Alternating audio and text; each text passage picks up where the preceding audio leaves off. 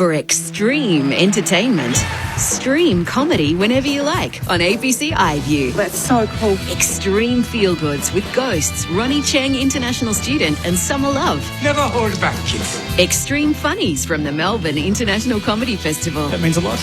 And extreme good times with Starstruck, Peep Show, and Fisk. Why would you say that? Yeah, I don't know. It's Extreme Comedy Gold. So cool. And you can stream it all for free on ABC iView.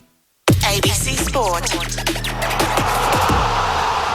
Grandstand AFL. This is ABC Sports coverage of the 2023 AFL Gather Round. 100% pure footy. Cause here it comes, AFL. On ABC Radio, ABC Sport Digital, and now streaming on the ABC Listen app. Look for the AFL button. Something big is coming, I know.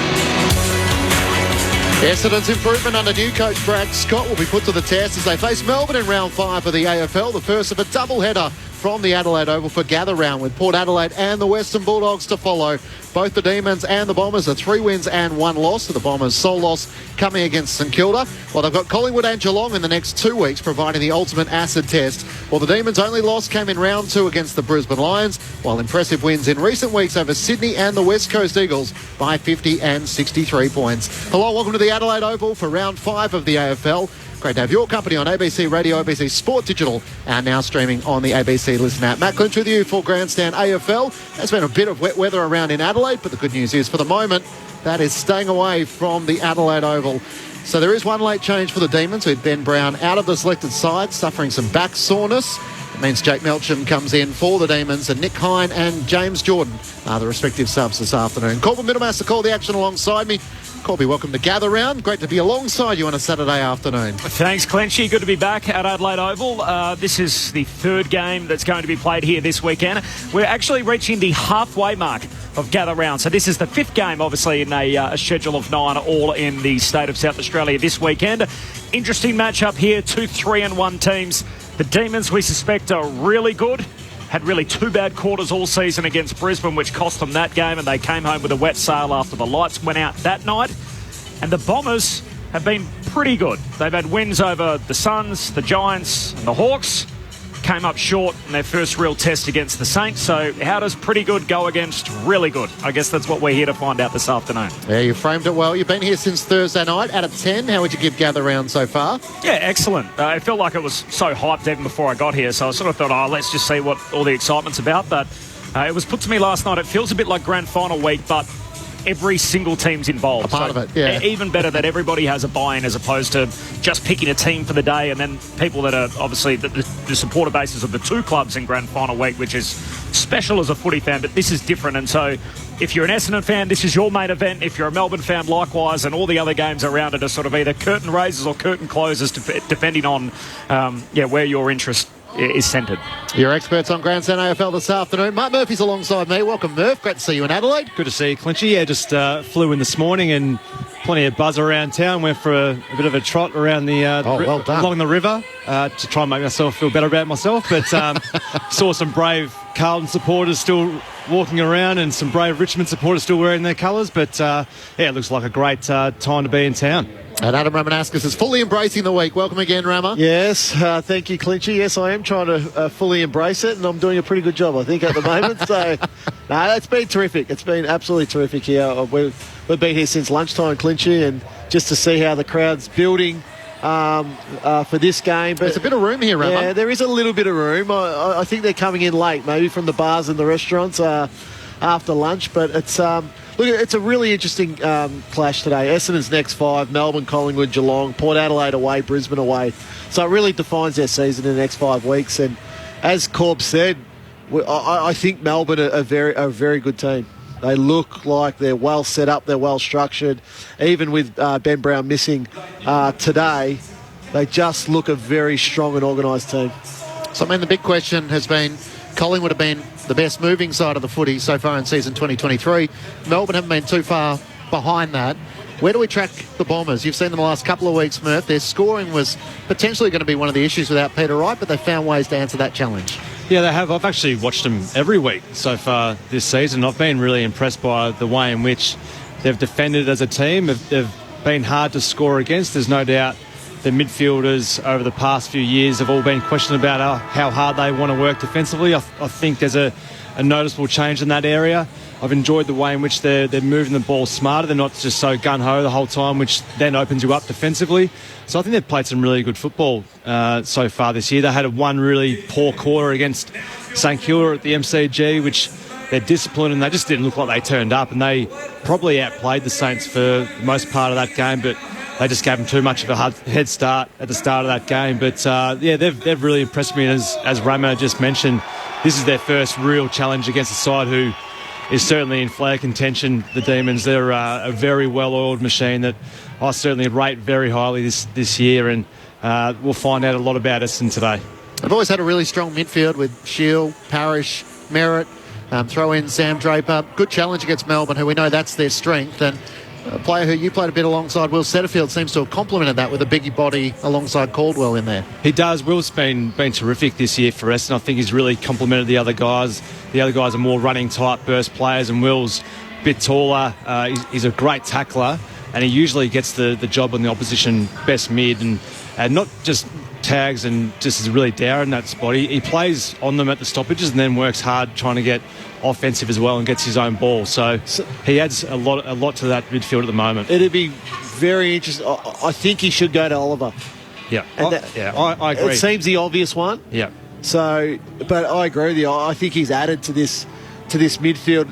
Essendon's midfield has always been reasonably unaccountable. You know, the opposition mids always get off the chain against Essendon. So Corbs and I were talking just before we came on, and I'm sort of at 75 possessions for Oliver and Petrarca today as a probably a break even. And now if Setterfield can take down Oliver and keep him to say 25, I think that's a great result. Yeah, I think Will's certainly more suited to play on Oliver. I think Petrarca's probably more a burst and get forward player, whereas I think the damage that Oliver does at the stoppages is significant, and Will's terrific at his tackling and his body use around stoppages. So I think Clayton Oliver's is right up there in my regard in terms of one of the best midfielders in the comp. I'd have him on top out of all midfielders so far, especially the last 3 or 4 years. He's been so dynamic. And, number one. Well, his ball use has improved a hell of a lot. He gets dangerous and hits the scoreboard now, but he just he brings Petrarca. Petrarca wins his own ball, but I feel that Oliver's certainly the one that you'd be watching most around stoppages, because he's just so dynamic in there and really creates for Petrarca and Viney and Brayshaw. He's the man in there, I think. Yeah, I think he's using the ball a lot better now. Yeah. You know, he's only 25 or 26 years old, so he's still very young. But I think in the early part, he used to get a lot of possessions out of contest, but he kicked the ball up in the air. Yeah. Now he's sort of using his legs out of stoppage and actually hitting a target. He creates space for himself by using his legs, whereas I think early on in his career he didn't have that confidence to really back in his legs and get 5 or 10 metres and then use the ball in space. He was quick to throw the ball in the boot. He was great at doing it, and clearance work was phenomenal, but he's added that burst away from stoppages and then used the ball in a much more direct manner. Just the 3 goals, though, for him. You think if he could hit the scoreboard, Clayton Oliver, a little bit more, he's been high in a Brownlow medal. That might be the last element which could take him to that absolute top level of the game. The reality is with that, you can't have all your midfielders kicking goals. Yeah. Petrarca's the goal-kicking midfielder. Yep. You then need... You can't have 2 midfielders getting really deep inside forward 50. It just... As you know, Murph, being a midfielder yourself, the defensive transition then for those guys becomes really, really tricky. And you just get absolutely smashed the other way. Yeah, and if he's kicked 3 already this year, he's on track to probably 15 goals for the season. So that's still, playing a role as a midfielder and being dangerous, kicking that many goals. Did you tell your teammates, look, I'll be the goal-kicking midfielder, just lay back? Well, I think they knew that. Yeah. Especially late in the game. Playing your role, Corby. The voice of Mark Murphy alongside Adam Ramanauskas, Matt Clinch and Corbin Middlebass. The final member of our team is sitting in the front row of the grandstand, hoping to stay dry this afternoon. Jack Beretta is with us. Jack, welcome to you. Good afternoon, and so far so good. The rain is staying away, although I am keeping everything crossed it stays that way. They are predicting up to 20 mils today, and the radar does have a few patches around, but let's hope it stays away for as long as possible today. And what do you think of the crowd, Jack? Is it about half full? It's slowly building. I will say there's a good spread of different Guernseys represented here so far today. It's good to see everyone rocking their team colours, even if they're not playing here today. I expect it'll build throughout the day as we get up towards the Port Adelaide Bulldogs game with Port home game. But at the moment, it's looking pretty good, and the conditions are perfect down here so far. Barely any breeze to speak of. The deck's looking good. This is the third game in 3 days. And as you guys quickly touched on, Ben Brown is the laid up with general back soreness. He's been replaced by Jake Melksham. Nick Hine, the sub for Essendon. James Jordan for Melbourne. 2 3-1 teams to go at it as we enter the halfway stage of the inaugural gather round, and Draper wins the hit out down to Viney though, the Demons. Hand pass to Pickett, kick smothered, ricochets to Langdon, pumps it inside 50 for Melbourne, spills to Chandler, takes on the tackle of Kelly, dispossessed. Dons win it. Parrish back to Kelly by hand. Hand pass away to Laverty. Kicks hurriedly down the wing. Doesn't quite sit for Jones. Puts his head over it. Grabs it. Hand pass out to Caldwell. He gives it to Merritt, who quickly kicks inside 50. Out towards Langford on the bounce. Got a shove from Tomlinson, who races back after it with good support. Unable to clear it for the moment. McVie. It spills the way of Langford and Langdon. Langdon's able to gather as he jams it onto the boot towards the teeth of goal. Awkward bouncing ball. Setterfield rises. Knocks it down towards Snelling. Over the top comes Brodie Grundy for Melbourne. McVie gets another go at it. Can't clear it. Caldwell knocks it out. Hand pass comes to Langford. Under pressure, it's Jones in the left forward pocket. Snaps towards the teeth of goal. Stringer's there. Brayshaw shoves him out of the way and takes the mark for the Demons. Chesterfield, the last time these teams met, Angus Brayshaw, he kicks to Fritsch at half-back, a long way from goal. Gives it to Neil Bullen, the South Australian. He kicks up into the front half. Away to Van Rooyen. Van Rooyen just paddles it back to the advantage of Fritsch. It'll sit for him. Great chase and tackles it. Thatcher mows him down with a chase down tackle and wins the footy back for the Bombers at half-back. What a start he's had to the young season. He goes short to Ridley, who marks on the back flank. No score after 90 seconds. Ridley to Parrish, who wants to give the hand pass away to Andy McGrath, running the outer wing. Hand pass boundary side. It's worked over the top by Durham, who links up. And he gathers on the right half forward line. Hand pass to Parrish. 60 out from home. Centering kick Langford all on his own. And Stephen May looks back at his fellow defenders. There was some miscommunication there. And that's been a criticism, I think, of Darcy Parrish. He gets a lot of the football, but tends to blast away when going inside forward 50. There, just lowered the eyes at the last moment and was able to find Kyle Langford. That was terrific work rate as well. He was on the half-back flank, really working back hard defensively, and then didn't get used the whole way through, but just kept on running and was there as an option that last little passage of play. 7 goals, 3 for the season for Kyle Langford. He's played up forward and in defence, pretty much directly in front. 40 metres out for the opening goal of the match. He misses to the right-hand side and a minor score. The Bombers are on the board. Melbourne yet to score through 2.5 minutes in the opening term. This is the thing, Melbourne will give you enough looks because they love to zone in their defence. So those short little hit-up targets will become critical for Essendon today. Stephen May goes on a stroll from the kick out and just bangs it into the centre square. Fritsch involved, spills down to Redmond. He gives it to McGrath. McGrath's hand pass a turnover, back into congestion. Petrarca knocks it on through the hands of Fritsch to Pickett. Kicks deep inside 50. McDonald and Laverty. Laverty spoils. Does well for Essendon. Gathers back pocket. Hand pass to Ridley. Chips a ball down the wing and Parrish takes the mark. Defensive side of the logo, eastern side, hand pass to Sammy Durham. He lifts a hand pass over the head of McGrath, dangerous. Durham goes back, wins it again, gives it to McGrath. Essendon still going forward, through high half forward, the 1-2 with Menzies. McGrath gives it to Setterfield, kicks into the pocket, well worked. And Langford marks in front of the scoreboard, right forward pocket. Some clean ball use so far, Rammer, from the Bombers. They're running in numbers. The midfielders are certainly getting back hard and supporting the defence, and then bursting really hard forward and providing lots of options through there, and great use by Laverty there to see Parrish on the inside. So 2 set shots to start for the Bombers, both for Langford. He's not going to take it. Passes short to Snelling. I thought the umpire was going to call play on. Put his hands up originally, and in the end they pay the mark. And Will Snelling on his return is going to get a look. Sees a little more of the open goal face. He'll shoot from a 45-degree angle, 20 out. It's Langford's 4th possession to start this game, all inside forward 50. Yep. West Adelaide lad, one of 10 South Australian players involved in the game. 4 for Essendon. In his 50th game for the club, Snelling on his return kicks the opener. 1-1 to yet to score.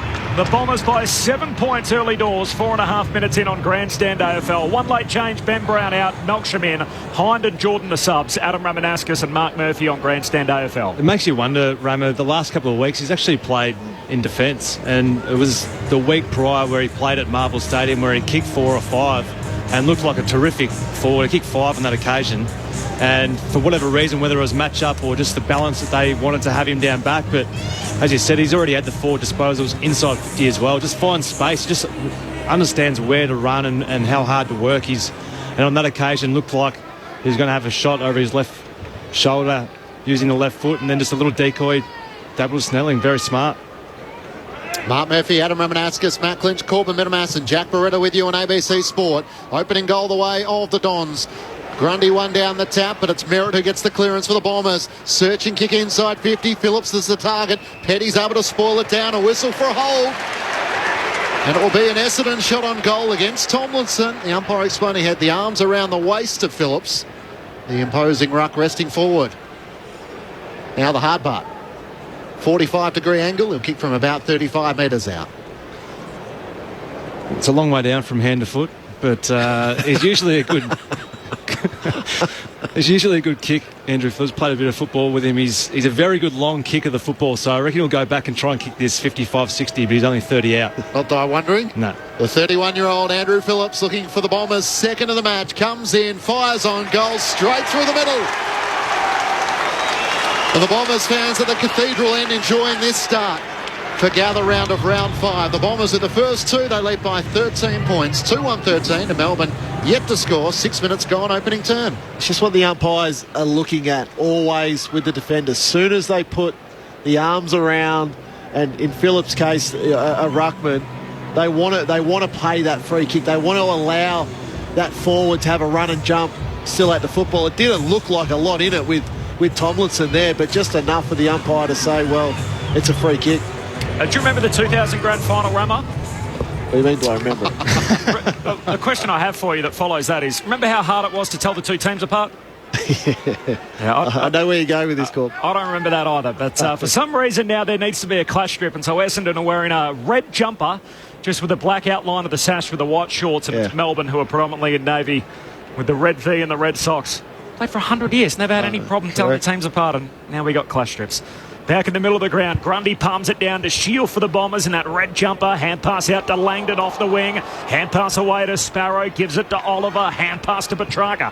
Has it on the wing in front of us. Broadcast side. Kicks to the hot spot. Van Rooyen, clever. Just palms it down to the advantage of Melksham, the former Don. Hand pass to Pickett. Hand pass to Grundy. Sweeping handball into the pocket. Zirk Thatcher grabs it.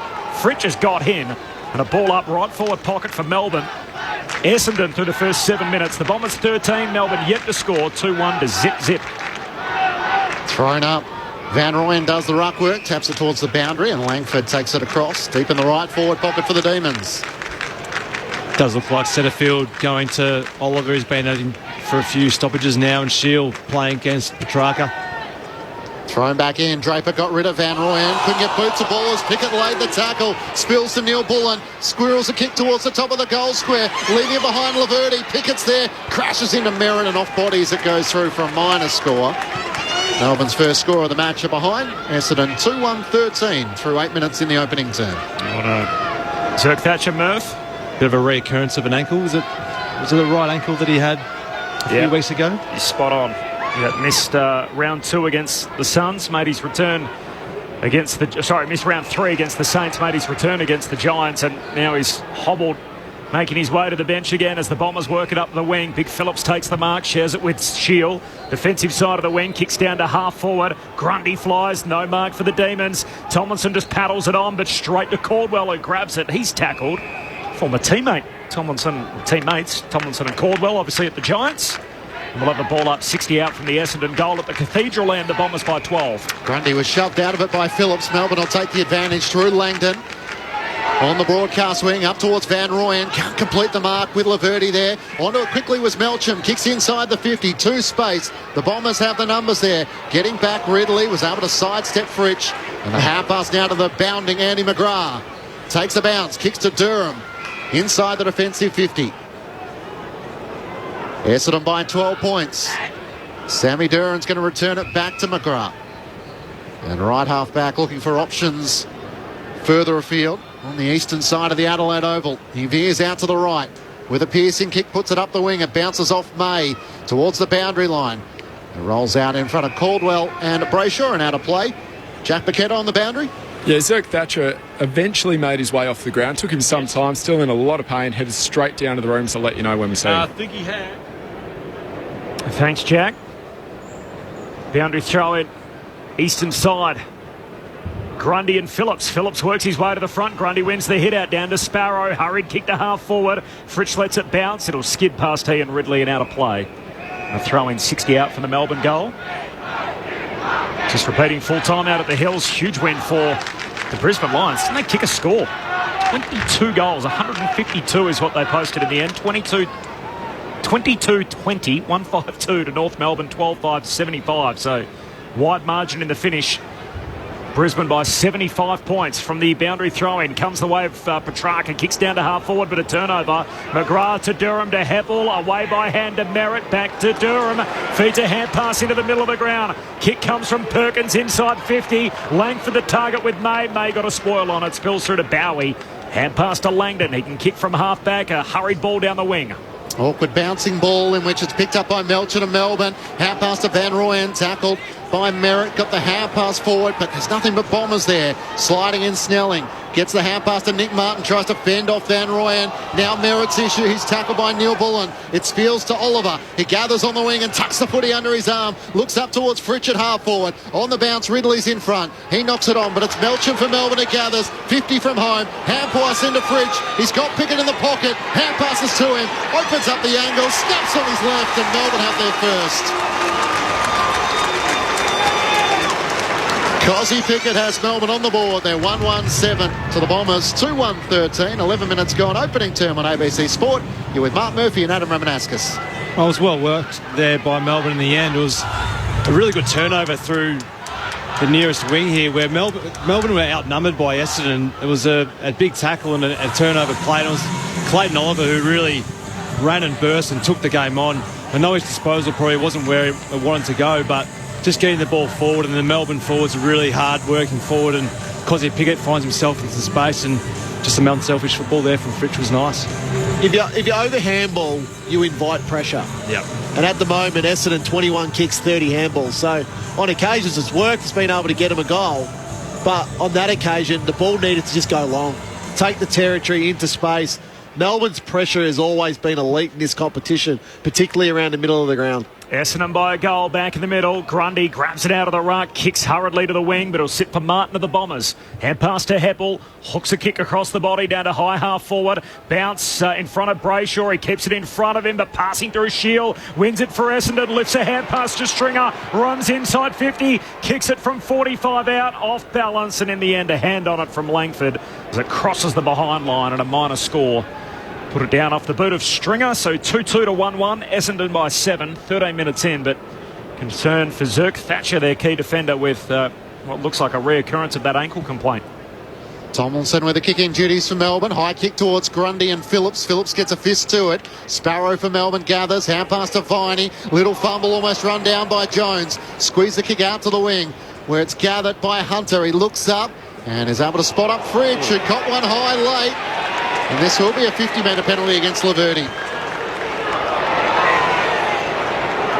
So Fritsch will be taken from centre wing on the eastern side, inside the 50, and will be within scoring range. Yeah, just a bit of ill discipline there. Not sure there was really any need to make contact whatsoever. If you're going to make contact, may as well run your body straight into the guy rather than try and be aggressive and hit him high. It just gives away an easy opportunity to kick for goal. So the umpire stops about 30 metres out from Melbourne's goal.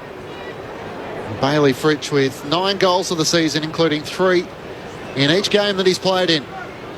A chance for Melbourne to close the gap to 1 point. Their spearhead, Bailey Fritsch with the footy. He comes in. Beautiful finish. Straight into the Melbourne cheer squad at the Riverbank stand end. And the Demons, with the last 2 goals of the match, close the gap to 1 point Essendon's way. They're 2-2-14 to the Demons 2-1-13. Adam Ramanauskas and Mark Murphy with you on ABC Sport. He just didn't need to do that, no. Laverty. Clearly Fritsch was going to take that mark, and he was sort of, wide on that half-forward flank, so wasn't in any scoring position. Then to allow a 50-metre penalty and a really easy set shot for Fritsch is question the decisions sometimes of players. First two for the Bombers, last two for the Demons. Ben Brown laid out for Melbourne up front. Bailey Fritsch leading the way, a goal, and he's passed 53 games now, which is the longest streak currently in the AFL. And 7 ahead of Charlie Curnow, who's kicked a goal in his last 26. Dons by a point.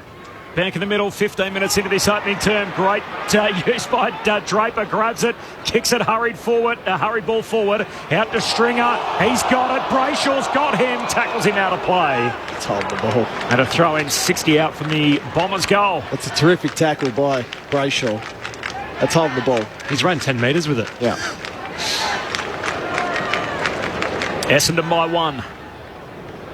In it comes. Van Rooyen doing some ruck work. Draper wins the hit out straight to Petrarca, though. Surge kick into the middle of the ground. Thumped away by Heppel into the path of Durham. Hand pass to McGrath. Then has to try and fend off Hunter. Does so. Got a hand pass to Durham. He turns it over. By hand straight to Neil Bullen. Hand pass to Chandler. To Hunter. Back to Chandler for the Demons. Gives it to Sparrow. All linking up by hand there. Humming here, Melbourne. To Viney, who finds Fritsch.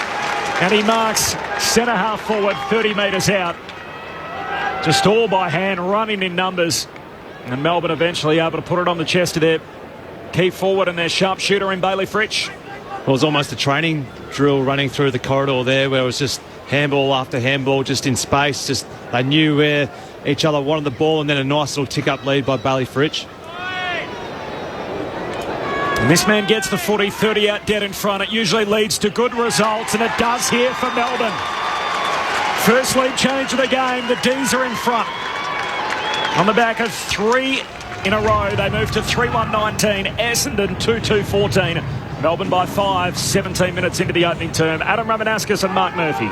It's the handball error again, Murph. Yeah. There by Essendon. I think it was Durham on that occasion where Melbourne are able to intercept them.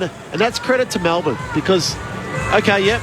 Essendon, you want a handball, you want to try a handball through us, we'll keep pushing up, we'll apply pressure. Then Essendon turn the ball over, and once you allow Melbourne that space to run forward, they're as good as any team. Yeah, you've got to have balance in the way in which you use the ball. You can't just over handball. It's similar to playing against Collingwood, where their pressure just hassles you into an error. So Essendon handball it when it's there, but when you can get the ball shoulders facing goal, kick the footy. Mark Murphy with you on ABC Sport. The Demons starting to get on top in the middle of the ground. 8 clearances to 2. As Van Rooyen's into the ruck up against Phillips here. Phillips wins down the tap for the Bombers. Parrish swoops onto it, trying to gather with a hand pass to Merritt. He's backpedaling on the back edge of the centre square. Wants to kick laterally into the middle, where Ridley takes the mark. Looks out to the eastern side, can chip it out in the path of Parrish. Has it at right half back for the Bombers, who trail by 5 points. Sends it long in the direction of Phillips at half forward. He and Van Rooyen. It spills to the back where Perkins hand passes over his shoulder, looking for Shields. He sockers it forward. Durham cleverly got the hand pass to Merritt. He jams a kick inside 50. Stringer's there. It clears him and bounces into the left goal post, but it's going to be a free kick. And the Bombers will get another shot on goal. Sam Draper was down there with Stringer, and the umpire deemed he was impeded in the marking contest. We just wait for clarification as to who gets the free kick. Stringer wants it. Unfortunately, it's Draper's. And now maybe a word or two from Adam Tomlinson. This is going to be a certainty from the goal line. It's only about a 10-metre penalty, but surely Sam Draper can't miss from here.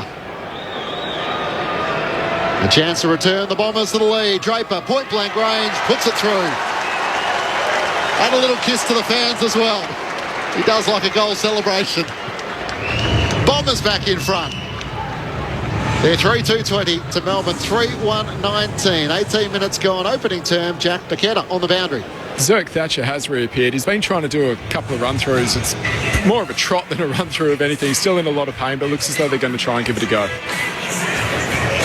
It's a real opportunity, Rama, with Essendon. If they can get the ball in quick to the resting ruckman forward, that's their second free kick, one to Andrew Phillips earlier, and then that one to Sam Draper. If they can really cause some havoc for the Demons' defence, because no one's tall enough probably to go against them, with the likes of Lever being out and May, who likes to play as that intercept. So they're certainly focusing on that Tomlinson matchup. Lions by 75 earlier today in Mount Barker over the Roos. And the Essendon by a point here, who have led for most of this opening term, which is 20 minutes old. Free kick in the middle. It's a ruck infringement. And illegally holding out Phillips was Grundy, so the Bombers will get it. Hand pass away to Shield. He can drive it inside the forward 50. G. May spoils his own teammate in Petty. Live footy. McVee has a fumble. Falls into the path to Martin, who turns and bangs it through. Nick Martin with the clean pickup finishes off a single step. And Essendon are back out by 7. As we tick into time on in Q1, 4-2-26 Essendon, Melbourne 3-1-19. Dons by 7 points. It's the right play there. So Phillips wins the free kick in the centre bounce, gives the handball straight away, gets the ball rolling. Dylan Shield kicks inside 450 to the most dangerous spot, 20 metres out from goal. Now, against Melbourne's defence, you want the ball to come to ground. Melbourne have been so good for a long time, intercept marking, then building up from there.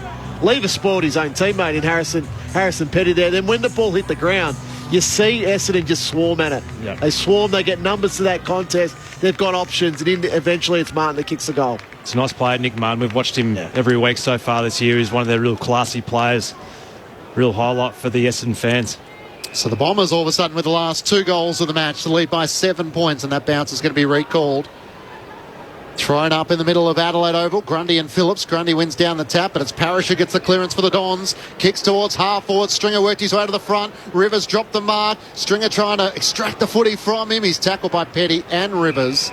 The umpire will ball it up 50 metres out from the Bombers' goal, heading to the Cathedral end in this opening term. Essendon leading by 7 points. Up it goes, centre half forward for the Bombers.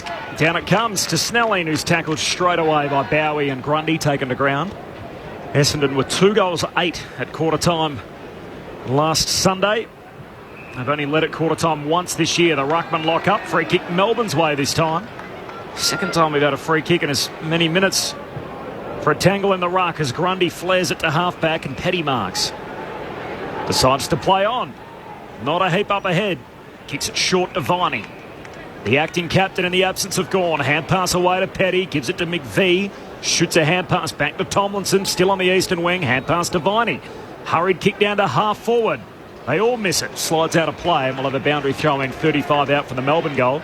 You would have played with a McVeigh and a McPhee, Rammer. Yep, this is Judd McVee in his 5th game, the teenager.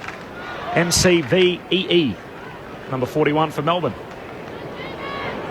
Toss back into play.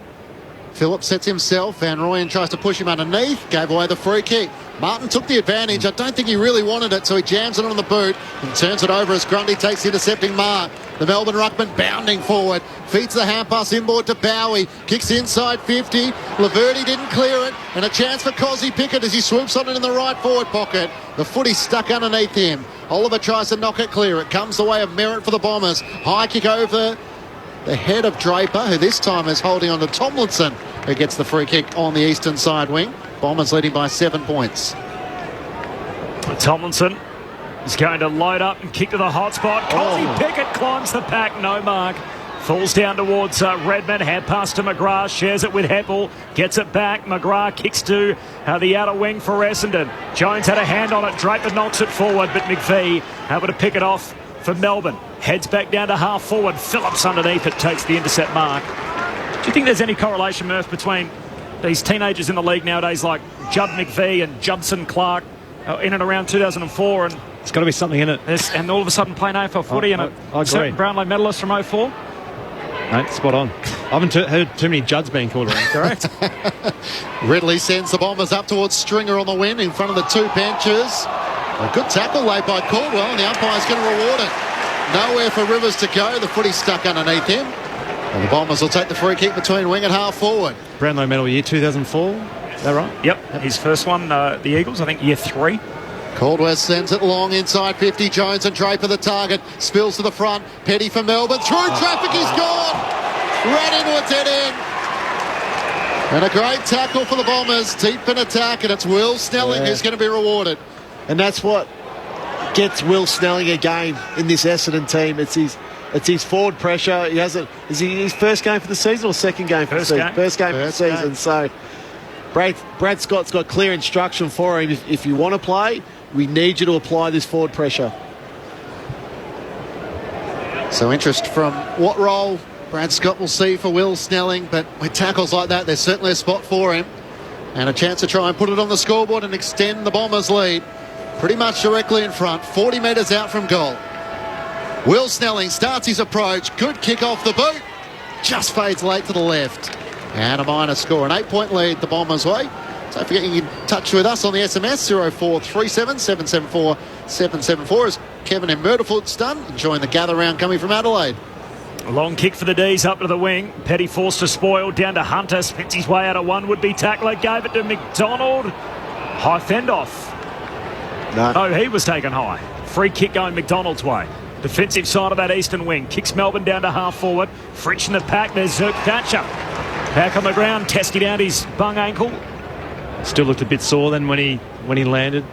Hopefully it's not too bad. Hopefully it's just a matter of working through a little bit of pain and it might free out for him. Essendon by 8 points. Kicks down the wing. Somehow Draper takes a chest mark. They all miss it in front. Hand pass to Caldwell. Sends the Bombers to centre half forward. String it down there. Hit him on the head. Falls down to Durham. Quick hands to Perkins. Shoots it back to half forward. Snelling picks it up around his bootlaces. Fires a hand pass back to the skipper. Merritt can poke it back to Snelling. He marks on the junction of the 50 and the boundary line.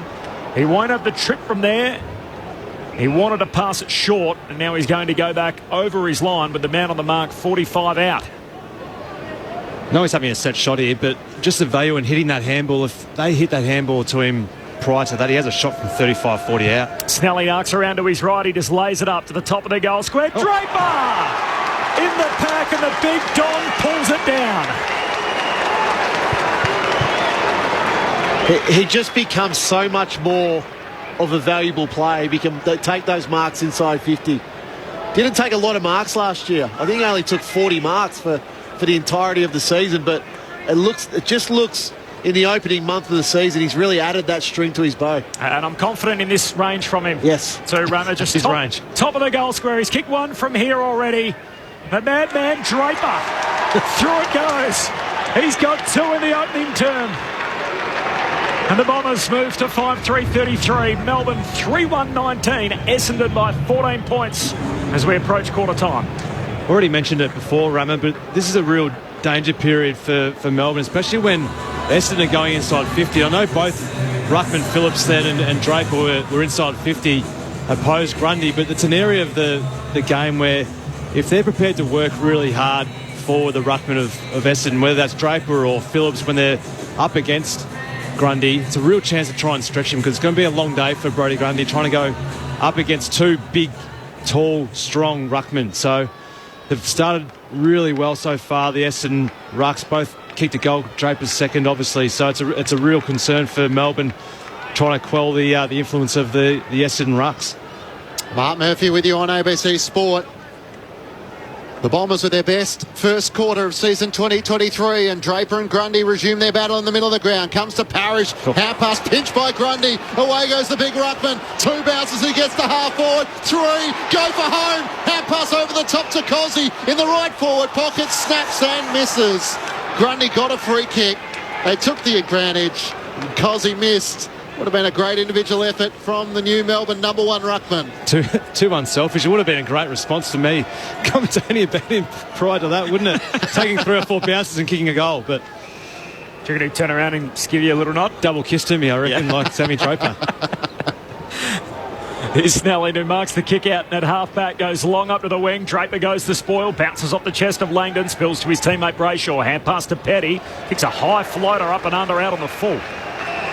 Free kick for the Dons, defensive side of the wing. Bombers by 13. They kicked the first 2 goals to lead early. Melbourne the next 3, and now Essendon the last 3. Down the wing, and Draper went bouncing around either side of Petty and Grundy. And Grundy may have thrown his, Petty rather may have thrown his shoulder out there in the contact from Draper. It was innocuous, wasn't it? Yeah. Just in a marking contest as Grundy's got it, goes short to Langdon. No mark, spills down to Merritt, links up with Parrish as we so often see. Petty's down on the deck.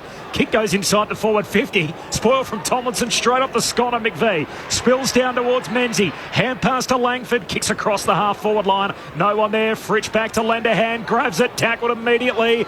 Ball comes out Essendon's way. Jones has it. Puts his hands up. Tackled. Taken to ground. Says I'll have it. 40 metres out for the Essendon goal at the Cathedral end. Bombers by 13 points. Harrison Petty's come off the ground, so we'll get Jack Paquetta to keep an eye on that from the throw-up that comes down the way of Petrarca for Melbourne. Hand pass to Hunter, driving kick up the eastern wing. Tom McDonald was looking to lead back, and Laverty takes the intercepting mark for the Bombers. Closing in on quarter time.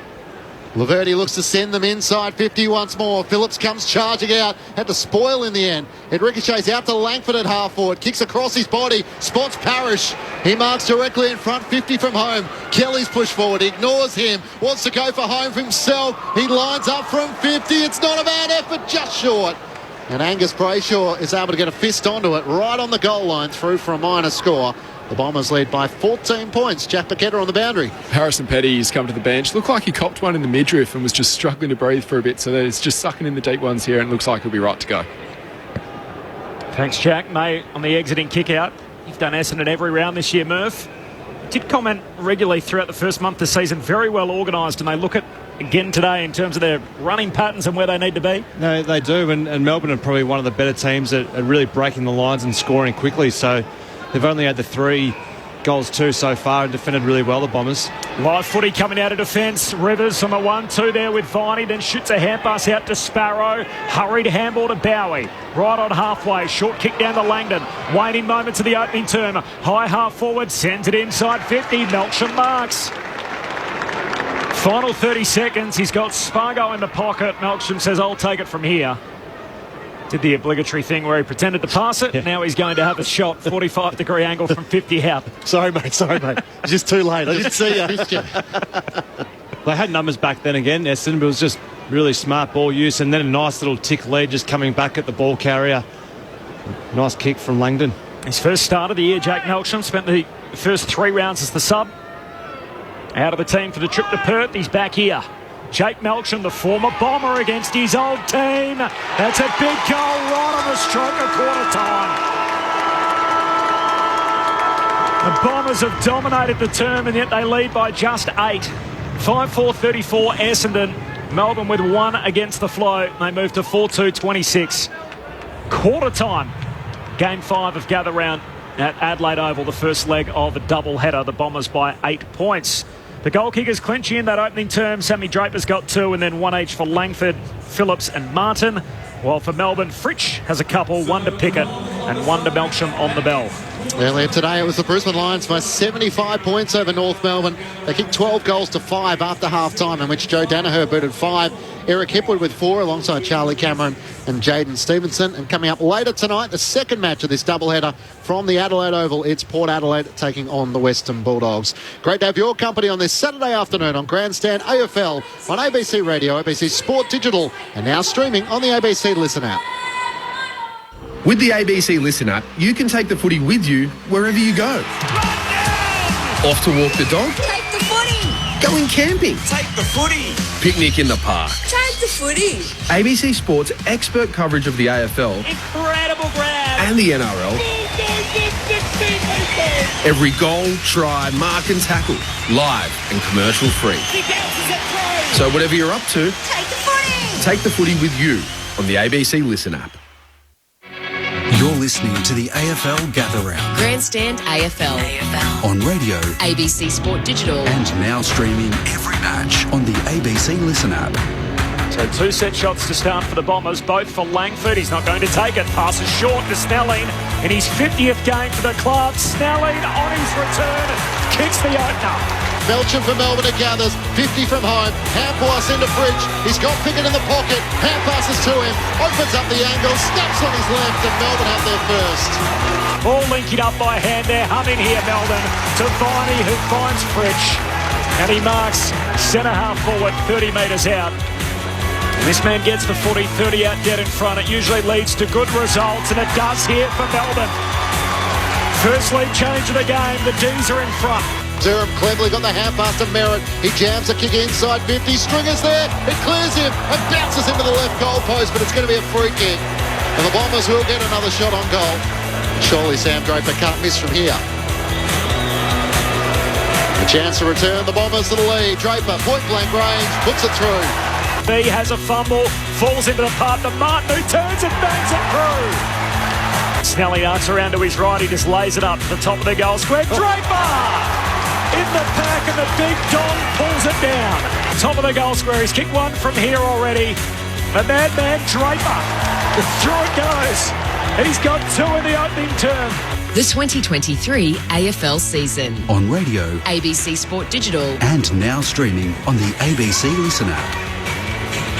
The sounds of the opening quarter as heard on Grandstand AFL. Great to have your company for Saturday afternoon footy. The Bombers are their best start for season 2023. 5-4-34 to Melbourne 4-2-26. Essendon leading by 8 points. Matt Clinch and Corbin Middlemass calling the action. Jack Paquetta down on the boundary. The thoughts of Mark Murphy and Adam Romanascus. Well, Murph, I think you look at the first quarter. What's happening is Melbourne are bringing an extra up to the stoppage. So they've won clearances in that quarter 11-6. Essendon are then sitting one back as a spare in their defence. So a lot of Essendon's play in that first quarter started from their back half of the ground, where they probably overused handball on occasion, but on other occasions they were able to get through and score. So Melbourne have got to make a decision of how much that's hurting them at the moment. Yeah. Do we even up numbers behind the ball, or do we continue with the extra number at stoppages and try take the ball that way and run at that defence? Where Essendon are dangerous going in their forward 50, as I said, Melbourne like the ball in the air. They want to intercept mark. Essendon would prefer the ball on the ground going inside forward 50.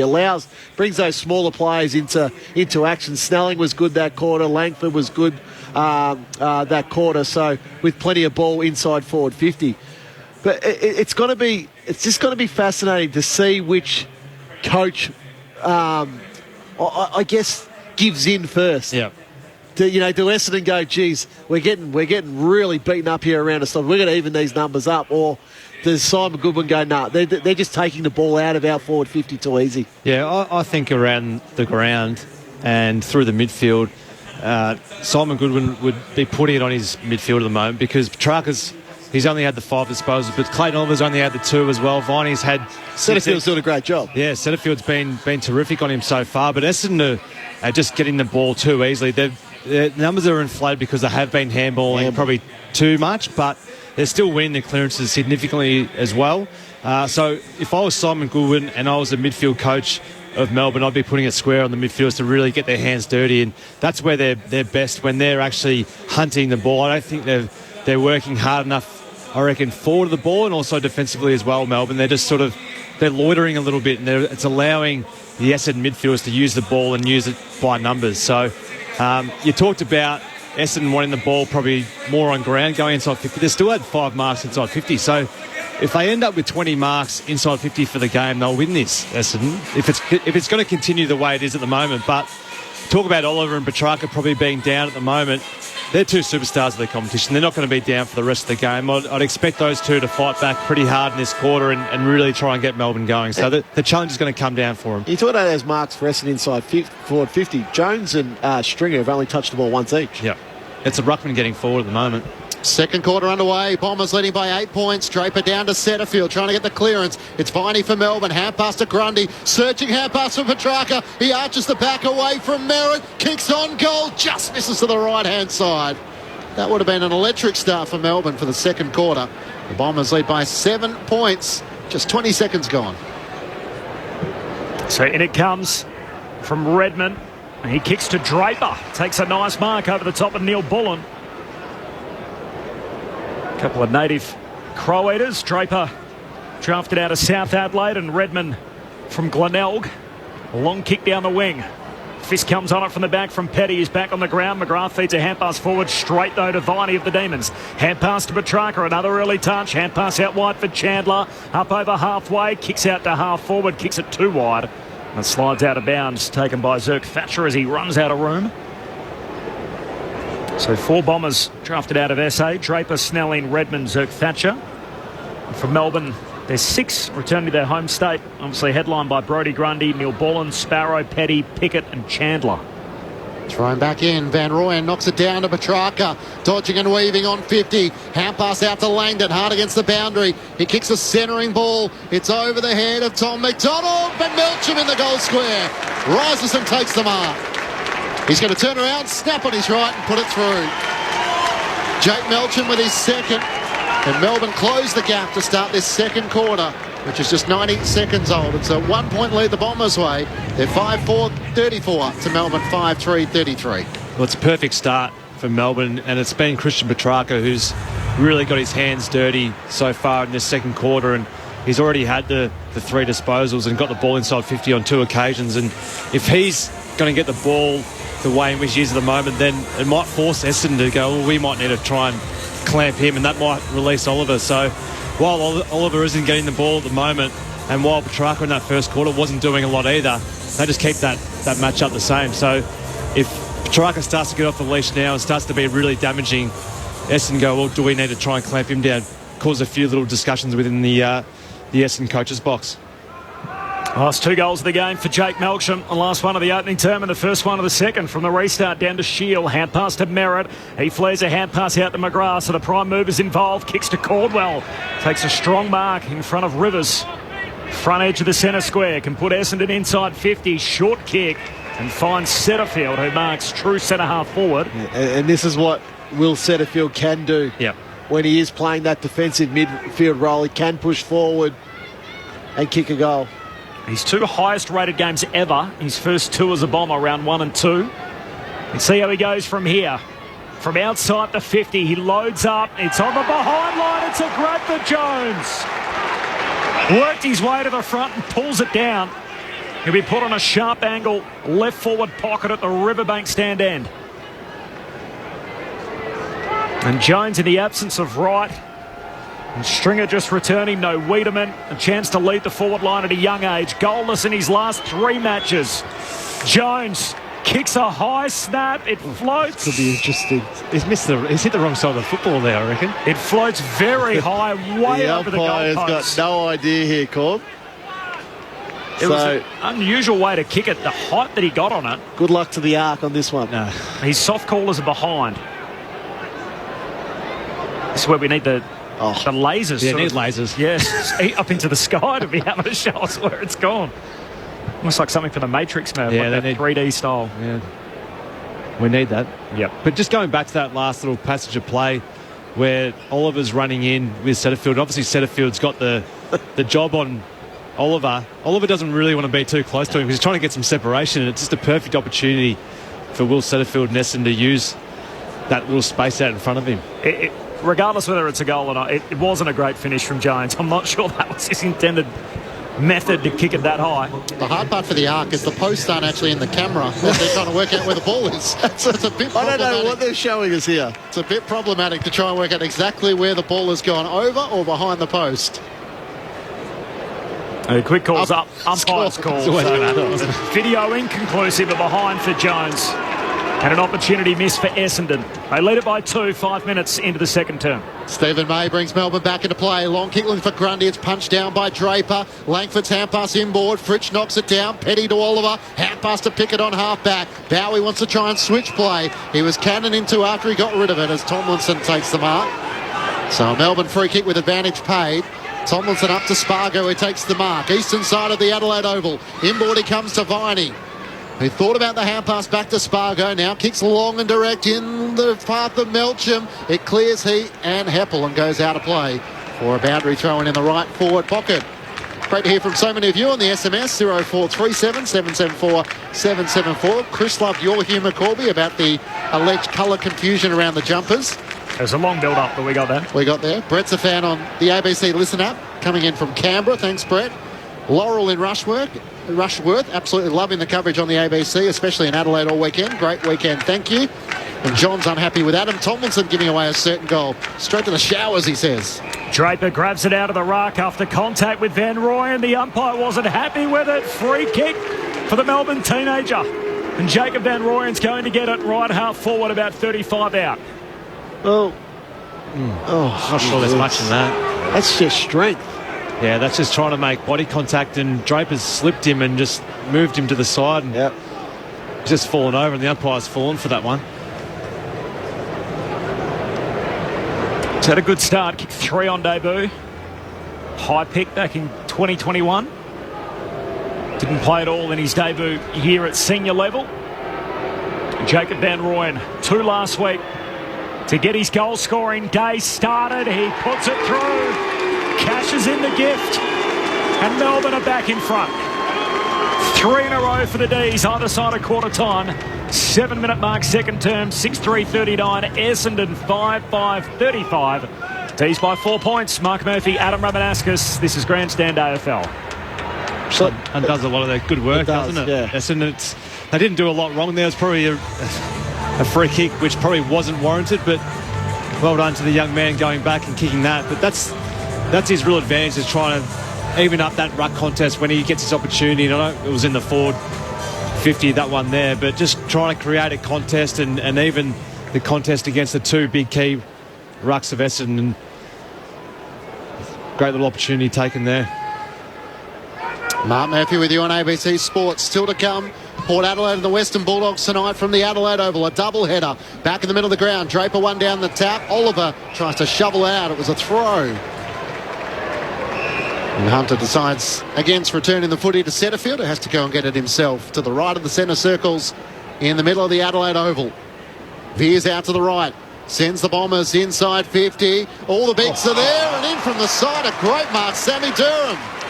Eyes were on Phillips and Harry Jones, and it was Durham who flew in from the side. Around the back to Redmond. We've seen this before. From 52, it's right to the line. Grundy gets a hand to it, right on there. It's a good portion of Bombers fans at the Riverbank stand in, and they thought that was home. We asked Mason Redmond about the celebration. He said, there's nothing to it. I've spoken enough about it. It's just my way of generating some excitement. Melbourne by 3 points. Stephen May with some indecision as to which side of the ground he's going to. Decides to come broadcast side. A long kick up to the wing. McDonald in the pack. Zirk Thatcher whacks it over the top, but straight to Petrarca. Kicks a torp off a single step as it spirals down to half forward for the Demons. Pitches runs out of play and a boundary throw in. Half forward for the D's. They lead it by 3 points. They've kicked the last 3 goals. 6-3 to 5-6. Earlier today, the Brisbane Lions by 75 over North Melbourne. They got some goals in Mount Barker, 22-20, 152 to 12-5, 77 over North Melbourne. Throw back in, Grundy and Phillips. It spills down to the front where Parrish is onto it. High kick boundary side. It's out of bounds on the full. Cheerio to Trev, who's listening to us from Kahuna in Victoria, 10437 774 774. Enjoying the call as usual. The Freo Cookster's been in touch as well. And a Tasmanian supporter cheering on the D's as Hunter kicks Melbourne inside 50. Van Rooyen's the target, brought down by Ridley. Pickett taken high, and he'll get the shot on goal from the left forward pocket. Is a self-correction there from the umpire? No. 2 umpires. 2 umpires, so... This is the funny part. The guy in control basically said play on, and the umpire in the pocket. But they're both as far away from that contest as each other. So did he drop his one's assuming it's not a high tackle, and the other's assuming it is a high tackle. Well, it looked like the umpire with the best view made the call to play on. Yes. And was overruled. Yes. So Cosy Pickett deep in the left forward pocket, shooting for his second. He fires it out to the right, and it bends back superbly. Putting on a show in his former home state. And the Demons extend the lead to 9 points. There's 7-3-45 to the Bombers 5-6-36.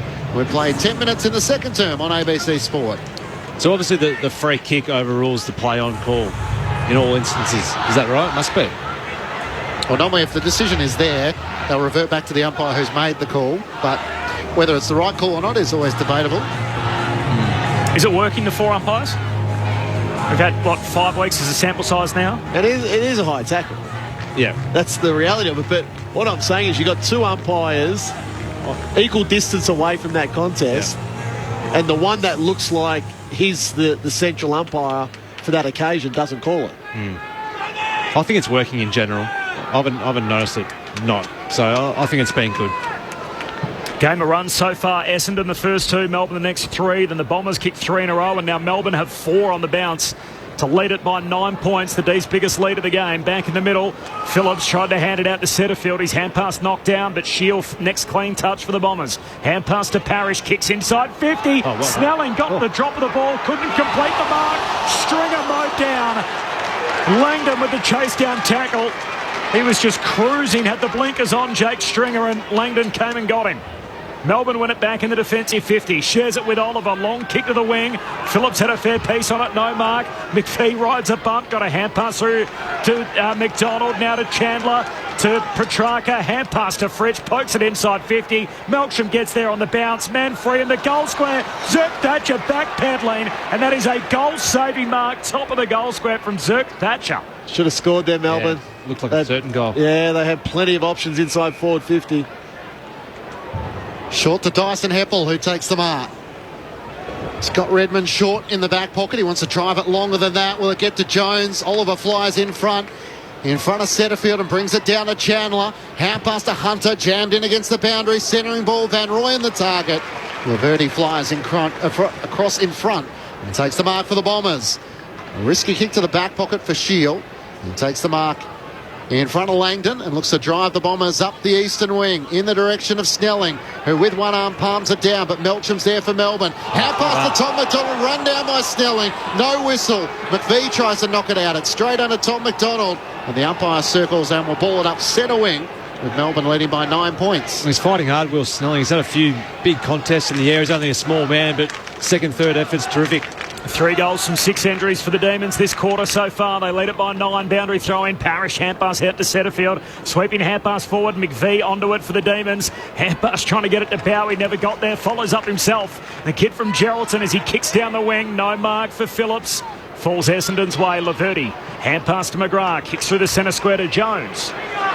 So there's the forward in the middle of the ground. He looks inside the forward 50. He's got Langford out wide. Goes on a bit of a trot. Hang on, there's a free kick for a hold. Nathan Williamson, the non-controlling umpire, spots something off the play. He's tugging at his shirt saying he was in a tangle with McGrath, and the umpire says it's going to be 50. And so now Jones will be within striking distance here, having a set shot from about 30 out. Yeah, it looked like Andy McGrath trying to create some play and run past the man on the mark, and Petrarca was standing the mark and just grabbed him and stopped that run, so awarded the 50. Good 52. He's going to be about 20 out. Now, Harry Jones, so much promise around him, of course, the young forward for the Bombers, but he's kicked 1 goal in 4 weeks. There's no Wiedemann, there's no Peter Wright. 1 goal, 3 goalless in his last 3 starts. He's straight in front here. Skips in to the river end of the ground. His drop punt is good. Bombers back within a straight kick. And Jones breaks his goal-scoring drought with his second on the season. 6-6-42 Essendon, Melbourne 7-3-45. The D's by 3 points halfway through the second quarter. He just hasn't, I think, come on like most Essendon supporters would have hoped just yet. He's still young. He's still, he's still growing into that body. He's still very slight, isn't he? Yeah. Yeah. He doesn't have the body. Hasn't put that weight on just yet. Of a key forward. So maybe it'll take a little bit more time for him to get that size on and to feel confident in his body, but he still just looks pretty raw still. He's got lots of talent. The promise and potential's there, no doubt about it. Yep. But sort of getting to 22, you probably want to see a bit more of the body of what's to come. Yeah, 22 years of age, 196 centimetres and 88 kilos. Yeah. It just feels like he doesn't want that body contact and would prefer to fly from the side. He's got great potential, as Corby may mention. Back in the middle, Grundy went early. It's Phillips who wins down the tap to Parrish. Turns it straight over to Grundy. His hand pass chopped off by Parrish on all fours. It spills to Oliver, to Sparrow, who chips it forward to Neil Bullen. Inside 50, out on the lead. Fritsch, no, can't hang on. It spills the way of Chandler. Gets it back to Fritsch, turning onto his left. Snaps on goal and misses to the right-hand side. Melbourne's lead is 4 points. 16 minutes gone, second term. There's Ridley, their best and fairest winner from a couple of seasons back. Short to Heppel. Marks in the back pocket. Started as a sub last week, of course, in the 22 today. Swings it back across goal to Redmond. Short kick to Laverde. Heavily overcast showers about. Certainly a lot of rain last night, Rammer, when you were making your way home. And a little bit around today as a long kick up to the wing. Falls down to McVee, just taps it away, but straight to Stringer. Plenty of red jumpers. Hand pass to Perkins, hands it out to McGrath and put it inside 50. Langford caught at the back, goes the spoil. Stringer tries to stop it with his boots. It ricochets out to Petty. Hand pass out wide for Rivers. He overruns it. And a boundary throw in half forward for Essendon. It looks dark. Certainly more empty seats here than we've seen at any game so far this weekend. The nature of the doubleheader is that you buy a ticket, you get all 8 quarters in both games, so you'd expect a lot of Port Adelaide fans that perhaps have engagements this afternoon to make their way down as the night nears. Thrown in, Grundy got it down to Langdon. Where you got there as Rivers kicks up the wing. Well, I'm thinking the night doesn't go this. I meant to say as the day goes on, but obviously... Where with you? They'll thinking get the here night, eventually at some stage. it won't start for a while. Langford long inside the 50. Phillips and Draper are both there. And Phillips on the second bite takes the mark in the left forward pocket. A chance to go back and join Draper with a couple next to his name. This might be starting to work with no Peter Wright. Well, it wasn't great by Grundy. But Phillips had floated down. Grundy was sort of there. He was sort of there. Yeah. It's a bit of a concern if you can go back and kick this. That's the two ruckmen having kicked 2 each. It's certainly going to weigh on the mind of Brodie Grundy. And as Murph told us, he's going to kick it as hard as he can. Yeah. The 11th year bomber, the journeyman, comes in for his second. He's got it. And the Bombers have got back the lead. Seesawing contest here from the Adelaide Oval. The Bombers lead by 2 points, 7-6-48 to Melbourne 7-4-46. As we tick past 17 minutes gone in the second term, you're with Adam Ramanauskas and Mark Murphy. I think that works for him, Bill. Just kick it as long and as hard as you can. It's like a goalkeeper, isn't it? Just kick it as hard as you can. It was always a great kick playing with him. He kicks it an absolute mile. He went back, I reckon, when he was playing at Carlton, and he did a hamstring and kicked the goal from about 60 out and did a hammy while he did it. But he always goes back and thumps it through. Like, he's kicked his 2 today, and they've only been from probably 25 out. He kicked it 30 rows back. He's been a journeyman, Andrew Phillips, but it feels like he's sort of at the peak of his powers now. He's a great second ruck. Yeah. He's great at his putting it on a platter for blokes. He's great with his hands. So he complements Sam Draper really well, and he's got some good forward craft. 4th year at his 3rd club, Andrew Phillips with a couple of goals already. Grundy, great tap down to Viney, hand pass back to Grundy, hand pass to Rivers, caught. Martin got him from the side, holding the ball. And just a little too casual in the middle. It was good last week, Rivers, a career high 27 against West Coast. And Martin wins it back for the Bombers. Swings his kick out wide to Redmond, who easily just steps aside Sparrow. Kicks from the low goal, the eastern wing, inside 50. Langford hands to it. He was taken high and he's getting the free. Almost took a superb contested mark. He'll get the shot he was after anyway from 40 out, just left of centre. Just a good jump at the ball there. Well, clearly a free kick against Petty. He was just on the scene too late to have any impact on that contest. Kicked the first of the game. He passed one off from the forward pocket. He's missed one. Been busy again up front, turning into a great utility for Essendon. He moves in. Langford on the set shot. That's good. And now it's the Bombers riding a wave of momentum again. This game of runs continues. Essendon by 8 points. 4 lead changes. It hasn't got out beyond 14 points either way. It's Essendon by 8 at the moment as we tick into time on in the second. He's sort of his Essendon's Mr. Fix-It, Kyle Langford. If they've got a problem in the midfield, he goes in there for 5 or 6 minutes. They're going to play him in defence this year. Can play on the wing. Play on the wing. He goes forward now, can kick goals. So he's that versatile player that I think every coach loves because he can just plug a hole when you need it. And it's a good versatile forward line, especially when you've got your resting ruck playing deep. It's a good point for your midfielders when they look forward to see that big target they can go to, but then someone moving as well. Someone moving, who Langford does that quite well, Stringer. And then you've got your smalls down there, and Perkins, who I really rate as a good key little small forward at times. Melbourne get the clearance, bursting out of the middle of the ground as Viney kicks inside 50. Fritsch from behind, can't take the mark. Ridley with a clearing kick, it spirals towards half-back. Viney's underneath it, Parrish in from the side. A chance for the Bombers as it's kicked around the broadcast wing by Menzies, and eventually Jones runs out of room and a boundary throw in. Probably the first time I think we've called Menzies today. Yeah, he's been a goal scorer for the Bombers in recent weeks, but hasn't had a lot of the footy, just the 5 touches so far this afternoon. On the SMS, Anthony in Adelaide said, I would love to be at this game, but it's sold out. Maybe they need to separate the Adelaide and Port Adelaide games to get maximum crowds. Shield with a hand pass to Draper. Links up with Parrish. Hand pass to Nick Martin. Sends it towards Phillips. Can't take the mark. Tomlinson. He worked Phillips underneath it. May can't clear the congestion. Tomlinson straight to the boundary. There's only one way that can be viewed. Just a bit of a brain fade as he was looking for the boundary line, but didn't disguise that at all. And maybe they got mixed up with the clash jumpers. I think that's what happened. And who else should end up with a footy but Jake Stringer? In classic Jake Stringer territory, up against the fence where the fans no doubt will be leaning over and giving him a word of advice. They're pretty open pockets here as well at the Adelaide Oval, so a little fade on it, Murph. A little fade, a little banana, I reckon, would be nice.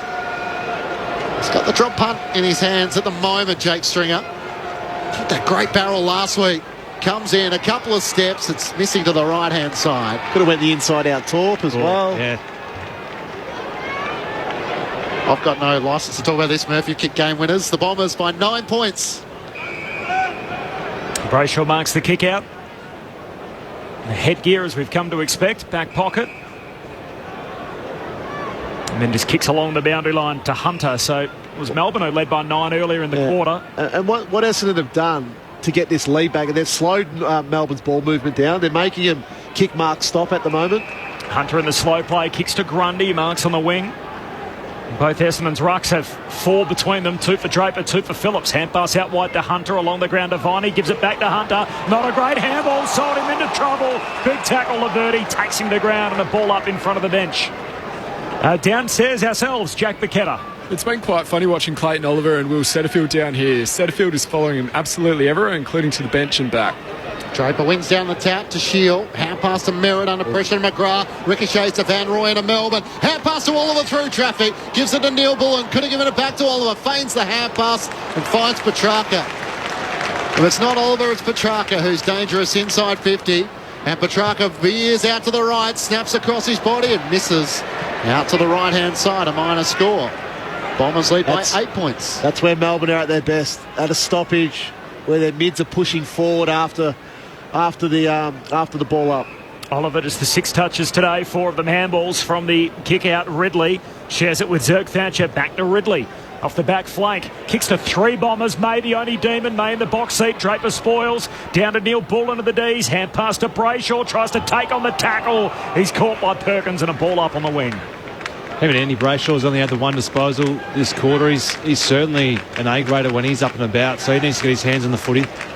Had 34 the last time the 2 teams met. Angus Brayshaw back up on the wing. Oliver trying to hand it out. And there's Setterfield right there with him. The pair wrestle for it. And a ball up again on the wing. Time on second term, Essendon by 8. Very overcast. First leg of a double header with Port Adelaide and the Bulldogs to come. And earlier it was Brisbane by 75 over North. Draper wins down the tap for the Bombers. The Shield, who throws a boot at it, gets it towards half forward. Rivers runs onto it, tackled immediately. Got it to Oliver and then to Grundy. Hand pass to Hunter at left half forward. Pulls his kick inboard. Almost got it to Spargo. But Heppel was in the middle. He takes intercepting mark for the Bombers. Short to Merritt at half-back. He streams into the middle of the ground. Drives a kick towards Langford. One-on-one with May. May spoils it down for Melbourne. Into the path of Rivers, who can't lay the tackle on Perkins. He breaks away. Kicks inside 50. Long ball. Nancy dropped the mark. Can he get a boot to it? He can't. A whistle, though, and a hold. It's going Melbourne's way. Geez, that was really well done by Archie Perkins. 3-on-1 in a contest. He's able to come out with the ball. Just strong through the hips, wasn't he? McVie to Tomlinson to Hunter. Short kick along the boundary line to Rivers. Takes the mark. Rivers looks inboard. Short to Viney. Ump says not 15. So he spins out of a would-be tackle from Setterfield. Runs, carries. Dangerous handball for Tomlinson. Draper bangs into him. The ball spits out. And Merritt for Essendon. Hand pass to Laverty. Heads down to half forward. Jones marks just inside the boundary. Geez, that was a solid hit there. Yeah. With Draper and Tomlinson. Now every player just floats inside the forward 50 for Essendon. Not a heap of options, so Jones just lays it up in the Phillips direction. Had hands to it. Falls down Essendon's way. Setterfield hand pass ends up with Petty. Hand pass out to Oliver. Oliver to Rivers and quick hands to Hunter off the back flank. Steps around Durham and drives the ball back up the wing. Van Rooyen's the target. He brings it down against Thatcher. Little hold of the jumper despite the Bombers having a 2-on-1 just as Laverty was about to clear. Has to be given back to Van Rooyen, who kicks inside 50. Spargo was got rid of in the marking contest by Kelly. Allowed Heppel to take an uncontested mark. Shares it with Kelly in the left back pocket for the Bombers. Hand pass to Shield. He works it to left half back where Snelling takes the mark. Can link up over the top to Andy McGrath. Takes a bounce as he runs the eastern side. Puts it up towards Phillips. Can't take the mark. Oliver comes crashing through. Still a chance for the Bombers as Perkins hand pass missed Kelly. Viney in there for Melbourne. Hand pass straight to McGrath. He kicks a high ball back inside 50. Durham's underneath it. Van Rooyen trying to get back. It spills to Langford. Hand pass to Draper on the run. The big Bomber. Snaps on his right for his third. It's not the most conventional scoring avenue, but it's working for the Bombers. All the big men are involved. And they break out to a 14-point advantage. The Bombers 9-7-61 to Melbourne 7-5-47. 27 minutes gone, second quarter on Grandstand AFL. I think we've got a little contest between who's the best celebrator between Sammy Draper and Tom Papley. Last night we saw Papley kick 6 after half-time. And now we've watched Draper, it's his third. And his celebrations have been impressive so far. They have. And I reckon on the GPS too, I reckon the high-speed running, that would have notched over 20 metres then after he kicked that goal because he just took off. So just do me a favour here, Rammer. The high knees, is that the celebration you was going with? Yeah, not bad. I think the commonality is the reverse windmill, isn't it? The reverse windmill from 10 metres out directly in front last week. Yeah. And then this week we've seen a couple of double kisses and a few high knees. Bombers' first 2 goals, Melbourne next 3, Dons the next 3, Melbourne 4 in a row, and now Essendon 4 in a row. So similar pattern unfolding. Game high margin, Bombers by 14.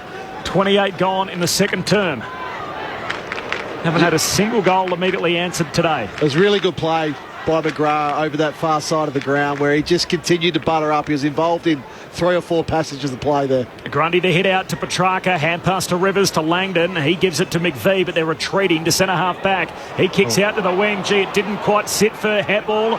Now becomes the tackler on Chandler. Ball comes out, up, lets them go. Chandler tucks it in underneath. He's in trouble holding the ball. Free kick for the Dons. They'll win it back on the wing with another chance to go forward. The floodlights slowly starting to take effect. It is really dark. As the foreshadow starting to appear now on the players as the kick from Caldwell is going to retreat himself for Essendon to Zerk Thatcher and a short kick to Shield, who marks logo of the broadcast wing. Bombers by 14, half-hour mark, second quarter. 4 goals to 3 the Bombers' way in this second quarter. Shield puts it out to Laverty. Just smart play, chipping it around. Don't need to go quick the entire time. Take a bit of time to reset. Nudging towards half-time. Long kick towards Jones. Mays there. Durham fires a hand pass inboard to Parrish on the left. Inside 50. It was a great kick. Spots up Caldwell directly in front. And a chance for another one for the Bombers. It's the second one now with Parrish. We saw one in the first quarter to Langford. And now again where it's been the evolution, I think, in his game, where he's become a better user of the football. In the past, he would have just blazed, would have kicked high to the goal square and it made it an easy kill for a defender. So a chance for Caldwell directly in front, 45 metres out to extend the Bombers' lead. It's out to the right.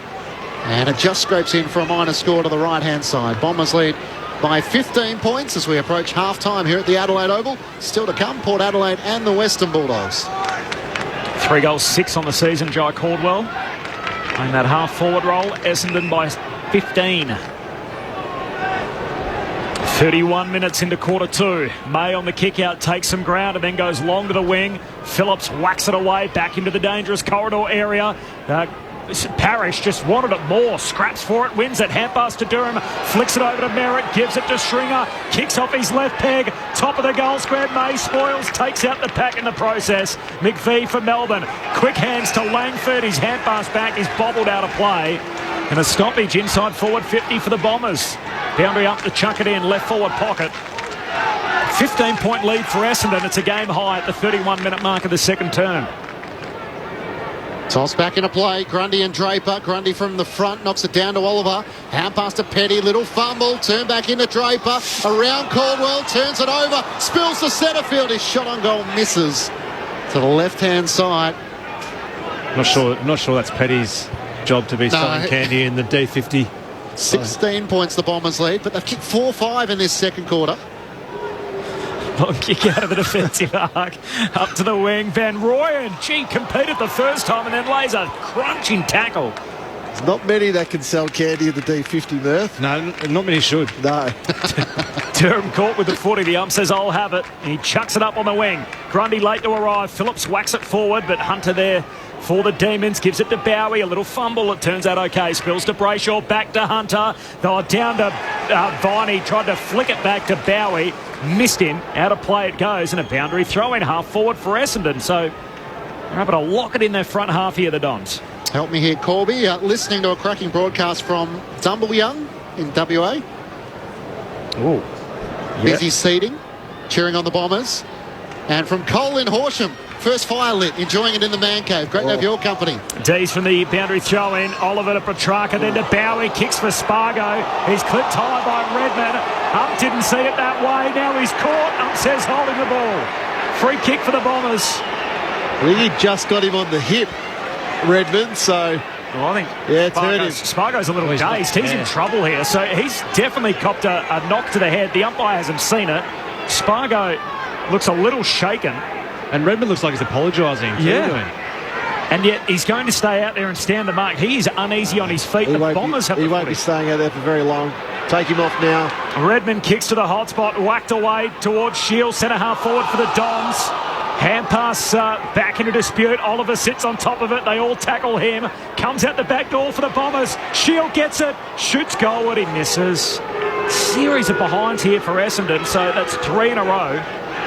9-10 to 7-5. Essendon by 17 points. 33 gone second term. Jack Buchanan on the boundary. Charlie Spargo is still looking very wobbly on his feet. He can only walk to the bench. It doesn't look good for him, boys.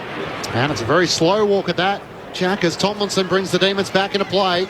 Long towards Grundy. It's spoiled down to the front. Petrarca's hand pass to Oliver at the back edge of the centre square. Spirals a kick up the wing. Just on from the bench is Neil Bullen. This will work. Great timing. He looks inside 50. Finds Chandler, who marks just inside 50 out to the left. How was that for timing? As Spargo finally got off and Neil Bullen, just impeccable timing. And now the shot after the half-time siren. They got one very late in the first quarter, Melbourne.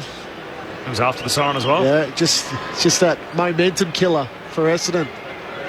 6 goals, 2 for Cade Chandler. As he'll shoot after the half-time siren. Out to the left. Will kick from right on 50. It's been a dominant turn for the Bombers. Can Melbourne finish with a flurry? Chandler from 50 puts it out to the right and it's not coming back. It won't have the distance as it's punched down by Harry Jones, who's gone down in defence. So no score there with the last shot after the half-time siren from Chandler.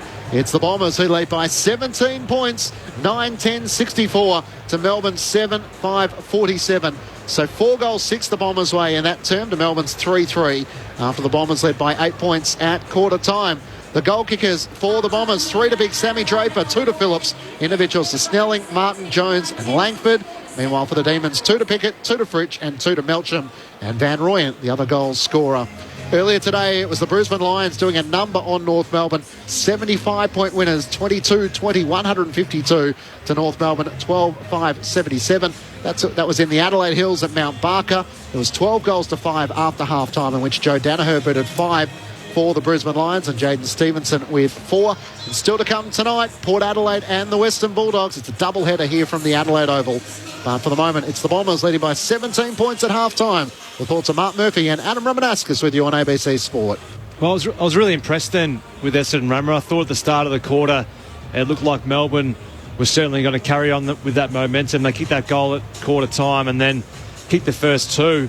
And to Essendon's credit, they really just fought back and used the ball really well. They were terrific around the contest. I know they got beaten with clearances, but they were still pressuring Melbourne. It hasn't really felt like Melbourne have had much continuity out of a stoppage and really handballed, gun and run and really broken them apart. So the pressure's been pretty spot on so far from Melbourne. And then it's been the tools of Essendon that are really starting to cause a bit of havoc. And it's the 2 ruckmen, and whether or not it's from the ruck or they're resting forward, they're certainly making life very difficult for Brodie Grundy at the moment. They've kicked 5 between them at the moment, Andrew Phillips and Sammy Draper. So there's no doubt that Simon Goodwin will be asking for his big man. He's competing hard, Brodie Grundy, but they're just working him over when it's their time to play ruck against Brodie Grundy. They're just running him ragged and really laying the body in around the contest. And if they can continue to do that, it's going to cause a few issues for them, because Clayton Oliver's getting clamped at the moment by Will Setterfield. His other midfielders around him, Petrarca had an influence that quarter. Sort of like to see a bit more from Brayshaw, and Viney's starting to get a little bit of the ball in that quarter, but they haven't really been too damaging out of their Melbourne so far. How cool is this at the moment? So you got your little leaguers, Oz kickers playing, and then you got Marcus Bontempelli, Aaron Norton just standing out in the middle of the ground watching it. What a little thrill it would be for those kids at the moment. I like that. It's sort of like feels like a bit of local football when the seniors walk out on the ground at halftime of the reserves and the like. Still in this game, it's the coaching arm wrestle that I'm still seeing. Melbourne still committing the extra to the contest. Essendon still holding their formation behind the football. So 3 or 4 occasions in that quarter, Melbourne quick kick inside forward 50. Essendon able to get an intercept mark, then take the ball up the other end. Now, Essendon are running at Melbourne. They're running at them. That's what you got to do. You got to run at Melbourne to shift their defence. Melbourne like to have a really settled defence where they can just move to the spots where they want and almost dictate where the kicker upfield is kicking the ball to. You mentioned, Murph, about Essendon's talls doing the damage. The ruckman have got 5 goals in Draper and Phillips. That's a huge return out of, they probably wouldn't do that for the rest of the year. No. So it's been an absolute bonus that they've been able to get goals out of those guys. But I just think now it's, again, still very similar to that first quarter. Is Simon Goodwin going to allow Essendon to continue to take intercept marks and run the ball? I don't think Brad Scott's going to flex in terms of evening the numbers up around the stoppage. He wants to protect his goal, and he's proven that to all year. But you look at the midfield battle then, you've got Parrish on 20 possessions, Merritt 16, Durham 15, Shield 14, Viney, Petrarca, Hunter 14, 13 and 15 there for Viney. So it's still an army. I don't feel like Essendon, they've got the lead, but I don't feel like they're controlling the game. You felt at the start of that quarter, Melbourne kicked the first 3 goals, momentum swung their way. Essendon then get the next 4. So it's a bit about momentum this game at the moment rather than controlling the game. I think we've probably seen the best of what Essendon's got at the moment, and we talked about the ruckman combining for 5 goals so far. That's you're right. That probably won't happen for the rest of the year probably, but I think they're playing at their peak at the moment. Melbourne, I still feel, has got another few gears to go, but whether or not they can get into that, whether or not Essendon will allow them to get through their gears, that's the question. Just a quick one on the combination. So, notwithstanding, there's no Peter Wright, who obviously usually pinch hits in the ruck, but Draper and Phillips playing together. So this is their 4th year as teammates. First 2 years together, they played 1 game together, which was a loss. And even up until round 13 last year, so with 10 games to go, they'd only ever played 6 matches as a duo. They were 1 win, 5 losses. In the last 14 games Essendon they've played 8 together. 7 wins and 1 loss. So they're winning when the 2 of them go at it in the ruck. They played 3 games together this year. They're the 3 games Essendon have won. Phillips went out the St Kilda game. They had a slip up that night, obviously with a slow start. So you talked about him being a really good second ruck as a guy to support your main player. And given Draper's done a lot of work solo at such a young age, it feels like the perfect dance partner for him. Yeah, it is. And he's had his injury concerns over his whole career, Andrew. He's never really had a good run at it. So I hope for his sake and for Essendon's he can, because he's such a big presence too. Like he's very hard to move around a contest. So that's why he's going to cause a bit of damage as a second ruck, being in there, who is a big man and can put it on a platter for his midfielders. And Brodie Grundy or whoever's going to be playing against him as that second ruck's going to have their work cut out against a really fit Andrew Phillips. So the combination can work if both guys are really physically well.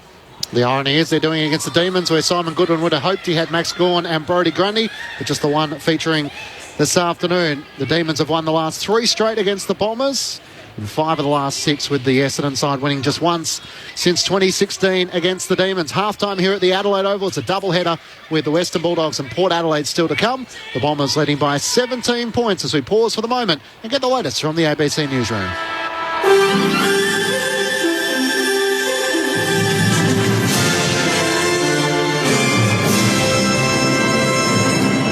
Hello, this is ABC News with David Rowlands.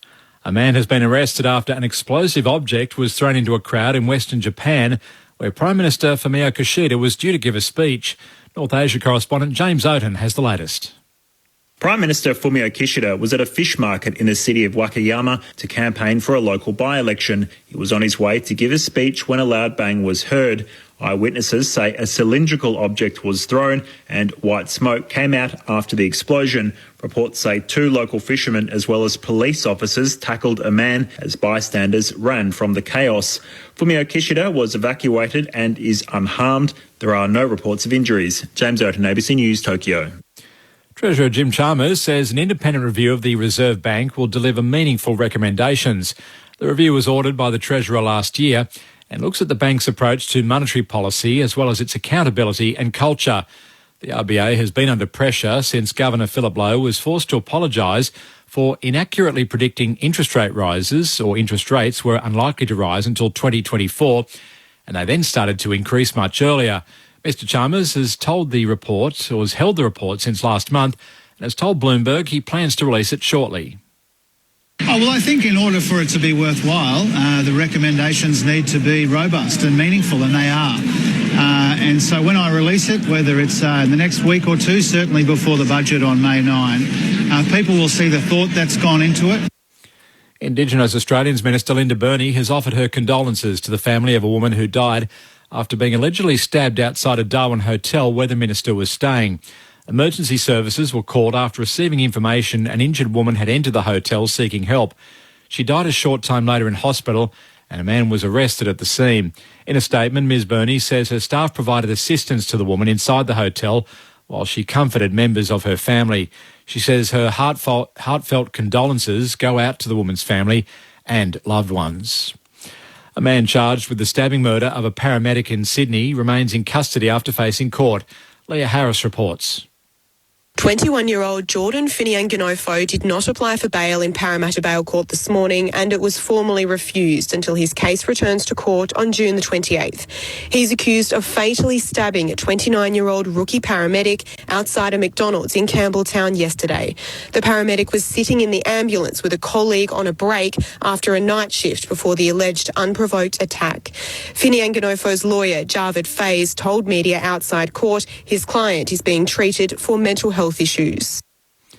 The Victorian government has failed to rule out delays to Melbourne's planned airport rail link due to budget pressures. A state government spokesperson won't confirm reports the project will be delayed, but says the upcoming Victorian budget will take into account rising interest rates and inflation. The spokesperson says the state government is working in partnership with the Commonwealth on the rail link. Deputy Opposition Leader David Southwick says the Andrews government is struggling to contain Victoria's growing debt. We are in a financial crisis here in Victoria. Our debt has blown out to the largest in the nation. We're the debt capital of the nation. And the big build has become the big budget blowout that is grinding major projects to a halt. Coles is advising its credit card holders that historical data has been impacted as part of the Latitude financial hack. Coles says it's yet to hear details of the number of impacted customers or what exactly has been breached. Latitude Financial was a former service provider to Coles. Coles says credit card holders who have been impacted will be contacted by Latitude. The cyber incident does not affect Coles customers, only those who held Coles credit cards prior to March 2018. Legal challenges are expected to a complete ban on the popular video sharing platform TikTok, now awaiting the governor's signature in the US state of Montana. Larry Buttrose has more on this story. Immediately after the Montana legislature approved the ban, TikTok complained it was a case of egregious government overreach. The Chinese company also reiterated its claim it does not share users' data with the government in Beijing. Montana would become the first US state to place a total ban on the app across all devices. The new laws would fine TikTok if it tried to continue operating in the state, and also fine third-party platforms such as Google if they don't remove it. A TikTok spokesperson says the matter will now be pursued in the courts.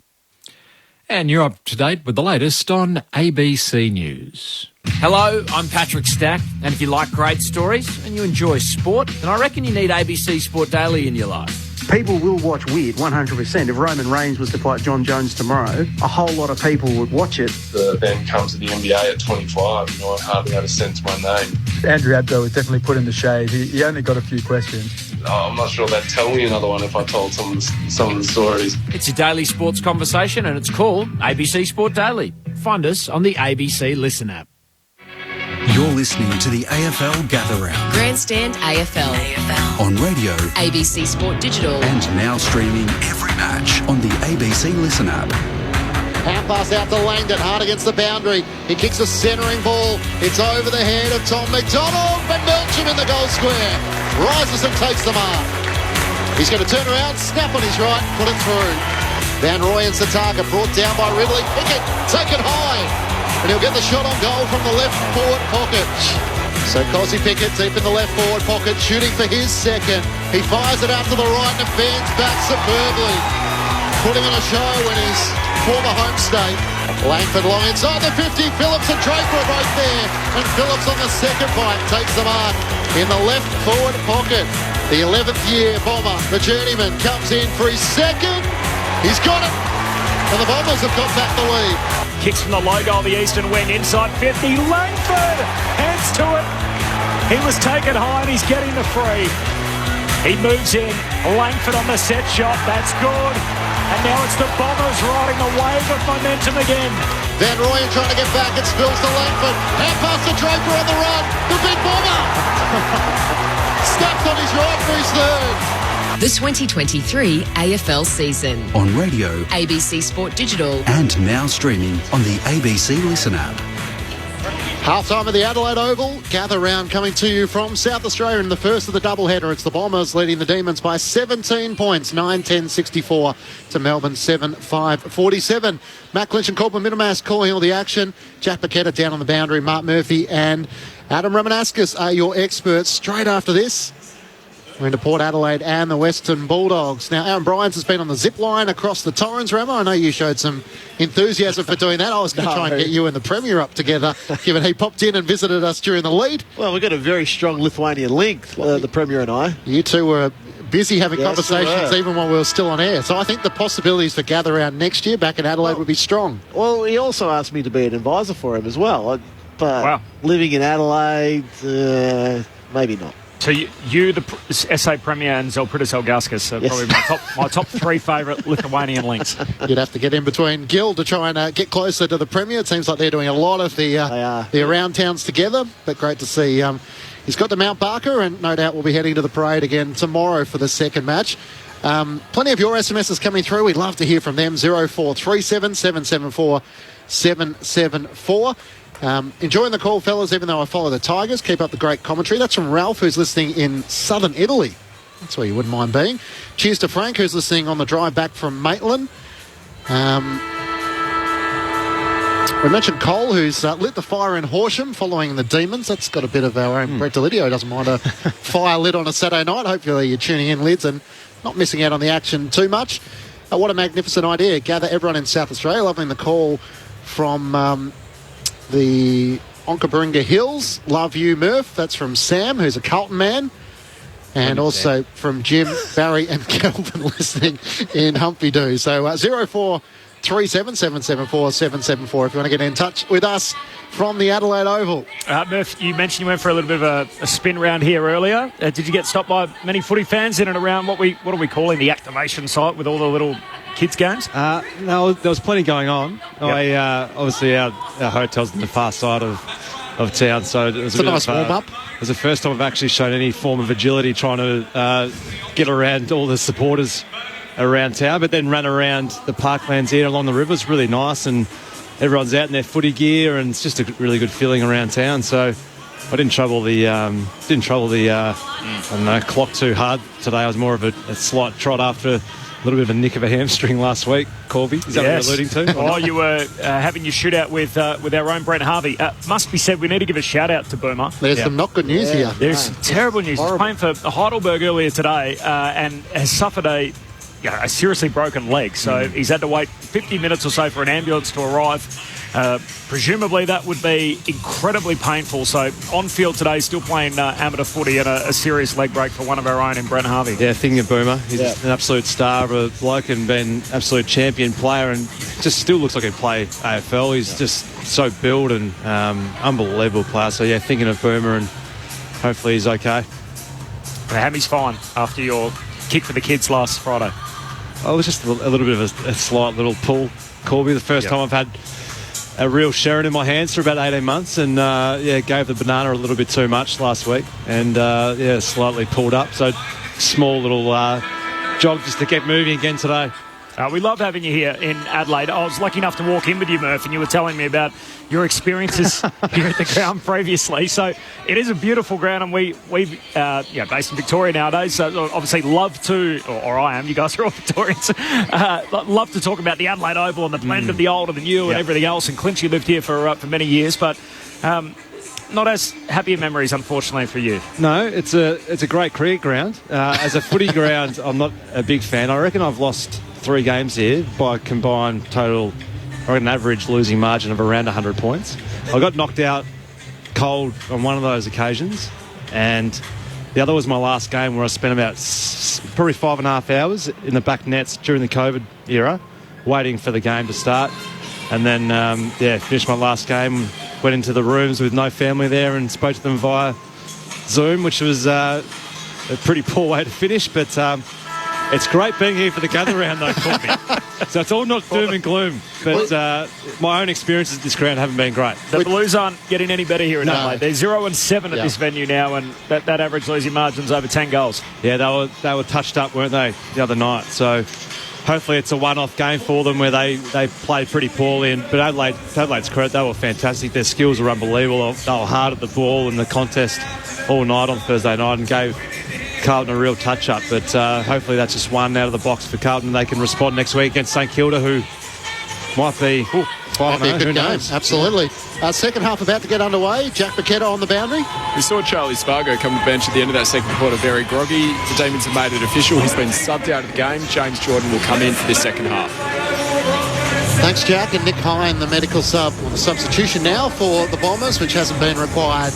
And the players are in readiness. So the Bombers up for the challenge against the Demons. An impressive second quarter, opening up a 17-point advantage with the last 4 goals of the quarter. Can they maintain it? To get us underway on ABC Sport, here's Corbin Middlemass. Yellow Sharon in hand. And umpire Matthew Young, after a long build-up, eventually slaps it into the turf and away we go. Draper wins the hit out, but straight to Oliver of the Demons. Hand pass to Viney, hooks a kick forward. Grundy chasing out after it, just knocks it to Fritsch. Fritsch goes down 2. Somehow off his backside, Neil Bullen squeezes a kick deeper inside the 50. Still no clean collect. Eventually, McGrath, hand pass to Martin. Hurried kick out of the defensive 50. Up to the wing for Essendon. Brayshaw has a touch on it and will spill out of play in front of him and Caldwell. And a boundary throw in between wing and half forward. I think in this second half, for the Dogs, Melbourne will want more influence out of Brayshaw and Sparrow. And for Essendon, they'll want more impact out of Stringer and Perkins. Between wing and half forward for the Demons. Kicking to the river end. The mighty Torrens, as they call it here in South Australia, from the boundary throw in, comes down to Martin. Just bangs it forward up into the front half. It'll trickle out of play again. So, the umpire says deliberate. How about it? Free kick for Melbourne, defensive side of the wing to be taken by Petty. Comes inboard with a kick to Viney. Has it a right half back for the Demons, who trail by 17 points. Just the one loss for Melbourne, like the Bombers so far this season. That was to the Brisbane Lions. Sends it long towards half forward. McDonald comes out, spoiled away by Laverty. Spills to Setterfield. Half pass to Merritt. Turns it over to Petrarca of Melbourne. Half pass to Grundy. He gathers at 60. Takes a bounce. A second. Can he finish this time? Half pass is inboard to Neil Bullen, who jams it on the boot and misses to the right-hand side. So if I learn anything so far this match, Brodie Grundy should just go himself. Stop being unselfish. The Bombers lead by 16 points. Jack Paqueta on the boundary. And down comes the rain, guys. It's getting pretty wet down here. But good news, the crowd is building. Hopefully it gets more and more towards the second of this doubleheader. Bombers by 16 points. Their last 3 scoring shots all behind. So late in that first half, Gee, you can hear it really thumping down as the ball heads up to the wing. Bowie there for Melbourne. Hand pass to Oliver. Hand pass to Viney. Goes back to Judd McVie as he hooks a kick down to half forward. Clean bowls everyone. Petrarca in that pack. At the back is Nick Martin. He kicks it back down the wing and Petty leaps up, hugs it to his chest. Intercept mark for Melbourne on halfway. He's played up forward in recent weeks, but back in defence as he gives it to Brayshaw and short to Viney, who juggles the mark. Veers out to the left, 70 from home. Kicks inside 50. Tom McDonald's there over him, and Van Rooyen racing after it. Grundy, who slides on his backside, having lost his footing as it went over the boundary line. Players need to really shift their mindset from overusing the hands and trying to be too cute with ball in hand. It's about getting yardage. The rain is absolutely sheeting down at the moment. Certainly is. The ponchos have been called for those fans sitting below us. Thrown back in. Van Rooyen tries to palm it down. Oliver's over the footy. Tough wet weather player. It spills away at Merritt, who jams it onto his boot to half back. Grundy's in front. Knocks it down away from Jones. Can't pick it up cleanly. And it ricochets off Zach Merritt and over the boundary line. 55 metres out from the Demons' goal. It's Essendon leading by 16 points. Bring the umbrella, Ramo? No. Not Didn't bring it last night either. It's been a game of runs so far. The Bombers were the last 4 in the game. Melbourne kicked 4 in a row before that. And the boundary throw-in. Redmond jams it on the boot up towards the wing. Petty trying to smother it. Falls to Jones. He just sockers it forward to Langford. He marks forward to the wing. There's only one player on the ground in front of him. In the end, he has to wait for a few to rush forward. Hand pass to Merritt. Swings it inside to his mate Parrish. 60 out. Kicks inside. 50 onto the chest of Caldwell. The pressure on the kick from Oliver in the end suited the Bombers. Yeah, luck's a fortune sometimes. It wasn't the intended target by Parrish, but in front, Caldwell takes an easy chest mark. It was smart in the end. They did overuse it probably a little bit by hands, but allowed their teammates to run forward and create some options for them because there was no one ahead of the ball initially when Langford got it, but good hard running. 2 goals, 6. His last 8 looks at the sticks. Jai Caldwell, he moves in on the set shot with the wet Sharon, make it 2-7. Wayward kicking in front of goal continues. Essendon by 17 points, as it was at half-time. An equal game-high lead the Dons' way. 4.5 minutes played, third term. Bowie brings Melbourne back into play. A long kick towards centre-half back, but the Bombers are well set. And Sammy Durham takes the mark at right half forward. A chance to reload and go inside 50 once more. With the rain belting down, he drives it as far as he can in the direction of Jones and Stringer. Petty gets a fist to it, spills to Van Rooyen, gets the hand pass away to Bowie and now to Langdon. Had to jam it onto his boot with a high kick towards Fritsch at halfback. Tries to nudge Thatcher underneath it. Running onto it, Laverty, almost run down by Melcham. Kicks it inside 50 once more. Jones looks to spoil for the Bombers. It spills to Tomlinson. Stringer kept it alive. He gathers into the open goal. Something out of nothing for Jake Stringer, who puts through his first goal of the night. And the Bombers all of a sudden out to their biggest lead of the match, 23 points. They're 10-11-71 to the Demons 7-6-48. Just 5 minutes gone in this third term. That's what I think. That's what Jake Stringer can do. He had a very quiet first half. Only the 4 possessions in that first half, but you can sometimes get into the game just with your pressure. Yeah, and that's I think. I think Brad Scott would have spoken to Jake at halftime. Just keep presenting, keep running up, keep trying to apply that pressure. The game it'll turn for you there, and that's what it was. He was prepared to apply pressure, and he gets the reward with the goal. It's a smart little tap onto himself, wasn't it? He was just staying in the game, as you said, just pressuring and just a smart little tap to himself, and good finish. Restart back in the middle. Draper against McDonald, and Draper, the volleyball spike, just makes 20 metres, whacking it out of the ruck, but Bowie off the square defensively for Melbourne. Hands it out to Langdon, shares it with Brayshaw, who kicks down the wing, and Viney marks before slipping over. Jumps back up, but Melbourne again in the slow play. Melbourne led by 9 halfway through the second quarter. They're now down by 23. 5 in a row for Essendon. Viney to Petrarca. Great contested mark in the wing. In the wet, rather.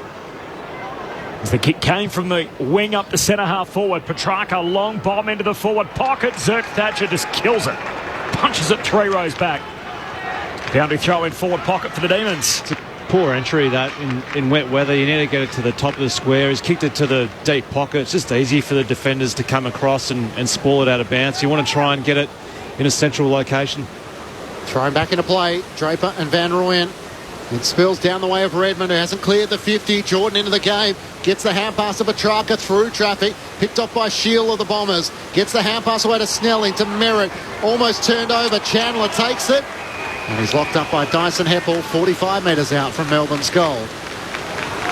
Listen to that rain. You can hear it. You can hear it through, yeah. Proper rain. Yeah. So if you're coming along tonight, bring your wet weather gear if you're sitting out in the open. Oliver tries to clear the congestion. Can't do so. The Shield for the Bombers, who kicks a high ball up to the eastern wing. Jones can't get a hand onto it. Tom McDonald in front, slides over the footy. They try and extract it from him with Snelling trying to support Jones. And the umpire will ball it up. Bombers by 23 points. Last 5 in the game, either side of half-time. From the stoppage, Oliver shot a hand pass away to Hunter, socked forward. It bounces off a number of bodies and picked up by McGrath. Hooks a kick back down the wing. There's a player down in McDonald who's a little slow to get up. Plays continuing around him as Hunter hooks a kick down the wing. Oh, taken by Sparrow. He thought it must have gone. In fact, it's Jordan, the sub who's on the ground. Thought it must have gone 15, not to be, and then had the footy thrown back at him. We'll have a ball up on the wing. Oh, yeah. Sammy Draper's just laid the knee right on the lower back. Yeah, that's why he was down for so long, McDonald.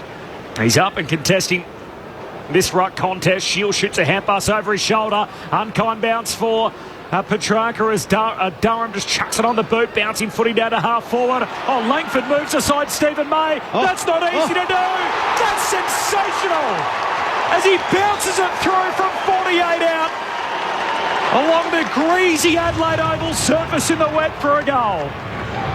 Cole Langford wins the one-on-one hands down and then pops it through for his third of the day. Wow. There's a goal and a half. Yeah, there's a nomination, I think, for goal of the year, that one. It's very hard to push Stephen May off the ball at the best of times.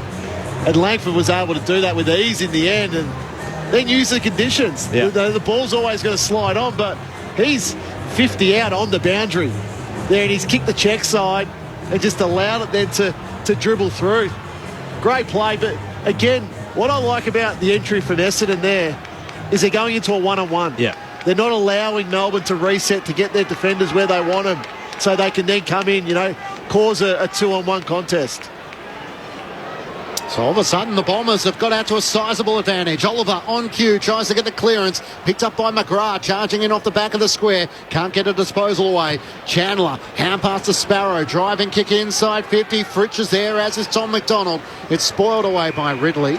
And across the boundary line in the right forward pocket. So Oliver's up to 18 possessions, but I think Will Setterfield is doing a terrific job on him. His influence is minimal at the moment. Adam Ramanauskas with you on ABC Sport. Toss back into play. Phillips doing the ruck work against Tom McDonald. McDonald knocked it down, but straight to Shield of the Bombers. Kicks towards the boundary line. How will the umpire view this? Oh, no. Brayshaw with the arms outstretched said insufficient intent.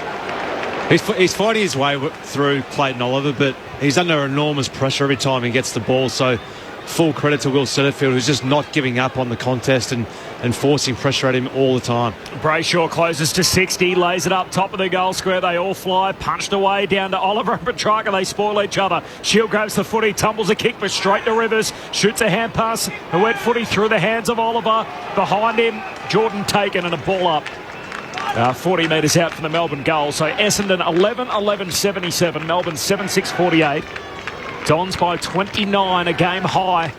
11-minute mark, third term. McDonald reaching over the back, knocks it away from Phillips. McGrath soccers it into the centre square for Essendon. Langford hits up, spills to Caldwell, shoots a hand pass into the front half for the Dons. Getting back Bowie, tackled immediately by Snelling. Got the ball out, Rivers knocks it on, but in the wrong direction. Draper soccers to Perkins. It's cleaned through traffic. Perkins kicks inside 50. Van Rooyen's in defence. He spoils once.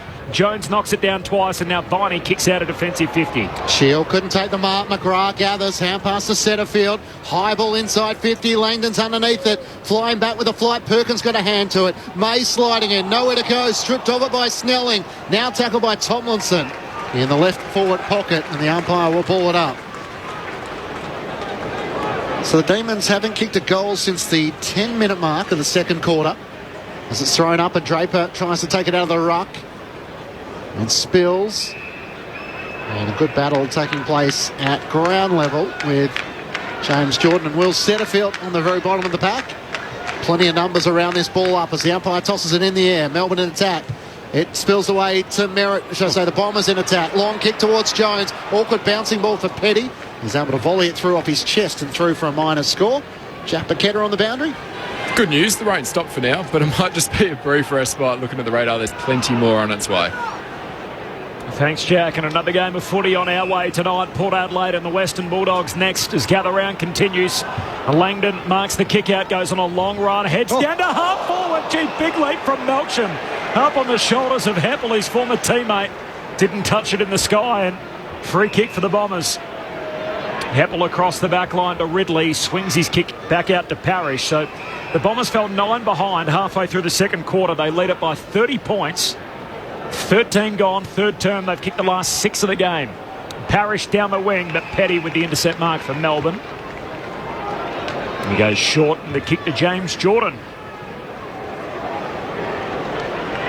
Apley in the number 23, Jordan. Hand pass away to Petty. Feeds a hand pass through to Rivers as he's crunched by Phillips. Kicks inside the forward 50.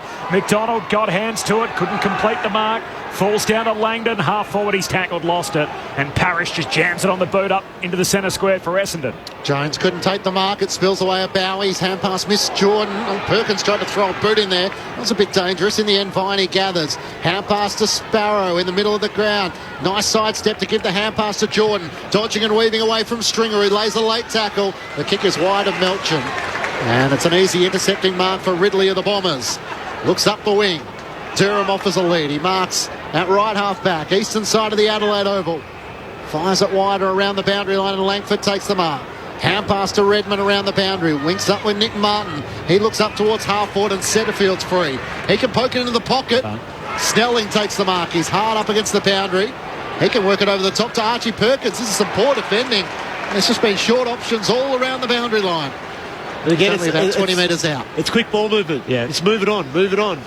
It was well worked because they didn't do anything risky. They just saw the next one free. There was good work rate from their defenders and midfielders who worked back really hard to support their nest and then just ran really hard forward of the ball to create an option and just outnumbered the Melbourne defenders in the end. Under the old scoreboard of the Adelaide Oval, Perkins steps out, snaps across his body. Superb finish. 7 on the trot for the Bombers, and they are red hot. All of a sudden, it's out to 36 points. Catch us if you can. 12-12-84 to the Demons, 7-6-48. 14 minutes gone, third term on ABC Sport. Jack Paqueta on the boundary. Bombers forward Harry Jones has just limped from the ground with what appears to be a right ankle injury. He's gone straight down to the rooms. Nick Hind is busy warming up and getting a rub down. Where Essendon this quarter are really doing damage to Melbourne is around the clearances, 10-3 in this quarter alone. So really turned that around. Melbourne is still committing the extra to the contest, but Essendon are just winning the ball. And Essendon are getting almost +2 behind the ball at the moment from stoppages, and they're being smart with their ball use on the way out too. 36-point lead for Essendon. Quick centre break for Melbourne into out of the middle from Oliver, but Heppel just stuck his hands up and it's stuck in front of Melksham. Takes the intercept mark for the Bombers, so it's all working for the Dons. Kick comes out wide for Shield. And Shield to poke his pass along the boundary line to Kelly. Hand pass inside to Parrish under pressure, tumbles a kick forward, and Petty takes the intercept mark. He shouldn't call. That's the handball that Parrish shouldn't call for. He doesn't need that one because he's getting the handball in trouble, whereas Kelly just needs to kick that ball up the line. From a red leg. And Petty as he kicks down the wing, and good mark for McDonald. Hand pass away to Oliver. He's 70 metres out, kicks to the top of the goal square. Fritsch flies, it scoots out the back. Sparrow's there. McGrath knocks it away from him. McGrath follows up and sockers it 50 metres out of the defensive arc. Up towards centre half back for the Bombers. Rivers puts his head over it. Just burrowing in for the Dons. No pick up Menzies. Comes the way of Chandler. Hand pass back inboard and his teammate locked up. We're going to have a ball up as Viney's tackled immediately, centre half forward for the D's. Jack Buchetta. The Bombers look to have pulled the trigger on their sub. Nick Hind has taken off the jumper, and it looks as though Harry Jones might be the one subbed out, but I'll confirm when I know more. Thanks, Jack. Setterfield kicks straight down the middle. Petty set himself, flew in from the side. Takes a good intercepting mark for Melbourne. Just need to find a bit of a spark. Corby's rattled. He thinks you pinched his pencil case. I thought someone had taken it as a joke, but I found it. Tomlinson on the eastern wing comes inboard to Petty. Switches play out to Stephen May, who marks on the broadcast side of the Adelaide Oval. Still between wing and half back, with the Demons trailing by 36 points. Fires a kick to Langdon. Everyone inside the defensive half pretty much for the Bombers. So Langdon looks at options as he veers out to the left. Kicks it centrally towards the top of the 50. Tom McDonald sets himself. Can't take the mark. Cannons into Parrish. Drops it onto his boot. It worked to Bowie. He's run down. Spills to Rivers. Spins out of traffic. Hand pass to Pickett. Chip kick forward. Miss Fritsch into the pocket. And Ridley takes the intercepting mark for the Bombers. Short to Redmond, not 15. Called to play on in the right back pocket. And Redmond will find Langford. They look well organised again, Essendon, as they have done all day. The kick into the middle of the ground for Perkins. He takes it low down on the half volley. Outer edge of the centre square, spins, kicks to centre half forward. Langdon gets there on the bounce again. Hand pass away to Bowie under pressure, turns it over. Merritt, centre half forward for Essendon. Short kick to Stringer, not 15. Fend off to Bowie. Shoots but misses. Gee, Jake Bowie didn't have a couple of good moments there. He tried to bluff him. Bombers make out like it was a mark and then bang the fend off. Bombers by 37, 19 minutes played in the third term. This game high lead continues to grow. They've kicked the last 7 in the match. Langdon on the defensive 50, up towards Grundy on the wing. Laverde with a knee into his back. It spills to Parrish. Hand pass to Archie Perkins. Long kick inside 50. Petty 2 against 1. Takes the mark, and then Durham almost lays the tackle. That's got to be 50. Yeah. Didn't quite realise that Petty was pushing back behind his mark and tried to lay a tackle.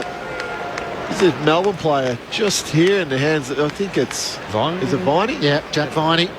So Jack will keep an eye on that. The Demons need a spark at the moment as Petty goes short. It's marked by Bowie. Laterally across the centre square to Rivers, and now works it to Langdon between wing and half forward. It's got Cozzy Pickett deep and Fritsch as well. Sends it in that direction. Tom McDonald's there as well. Pickett sets himself. Oh. Big fly. Can't come down with the left hand.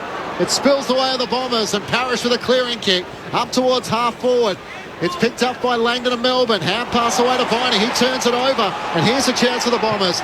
Through the middle of the ground. Perkins kicks to a vacant half forward line where Petty will be able to gather for Melbourne. Petty swings a kick across the defensive 50 to Tomlinson. Tomlinson short to Petrarca. Has it in the defensive 50. Bombers by 37. Just struggling to get any sort of speed on the ball at the moment, Melbourne, once they win the ball back. Essendon defending really well as a team and as a unit. They can't get deep entries, Melbourne, inside their forward 50, so they're all shallow entries.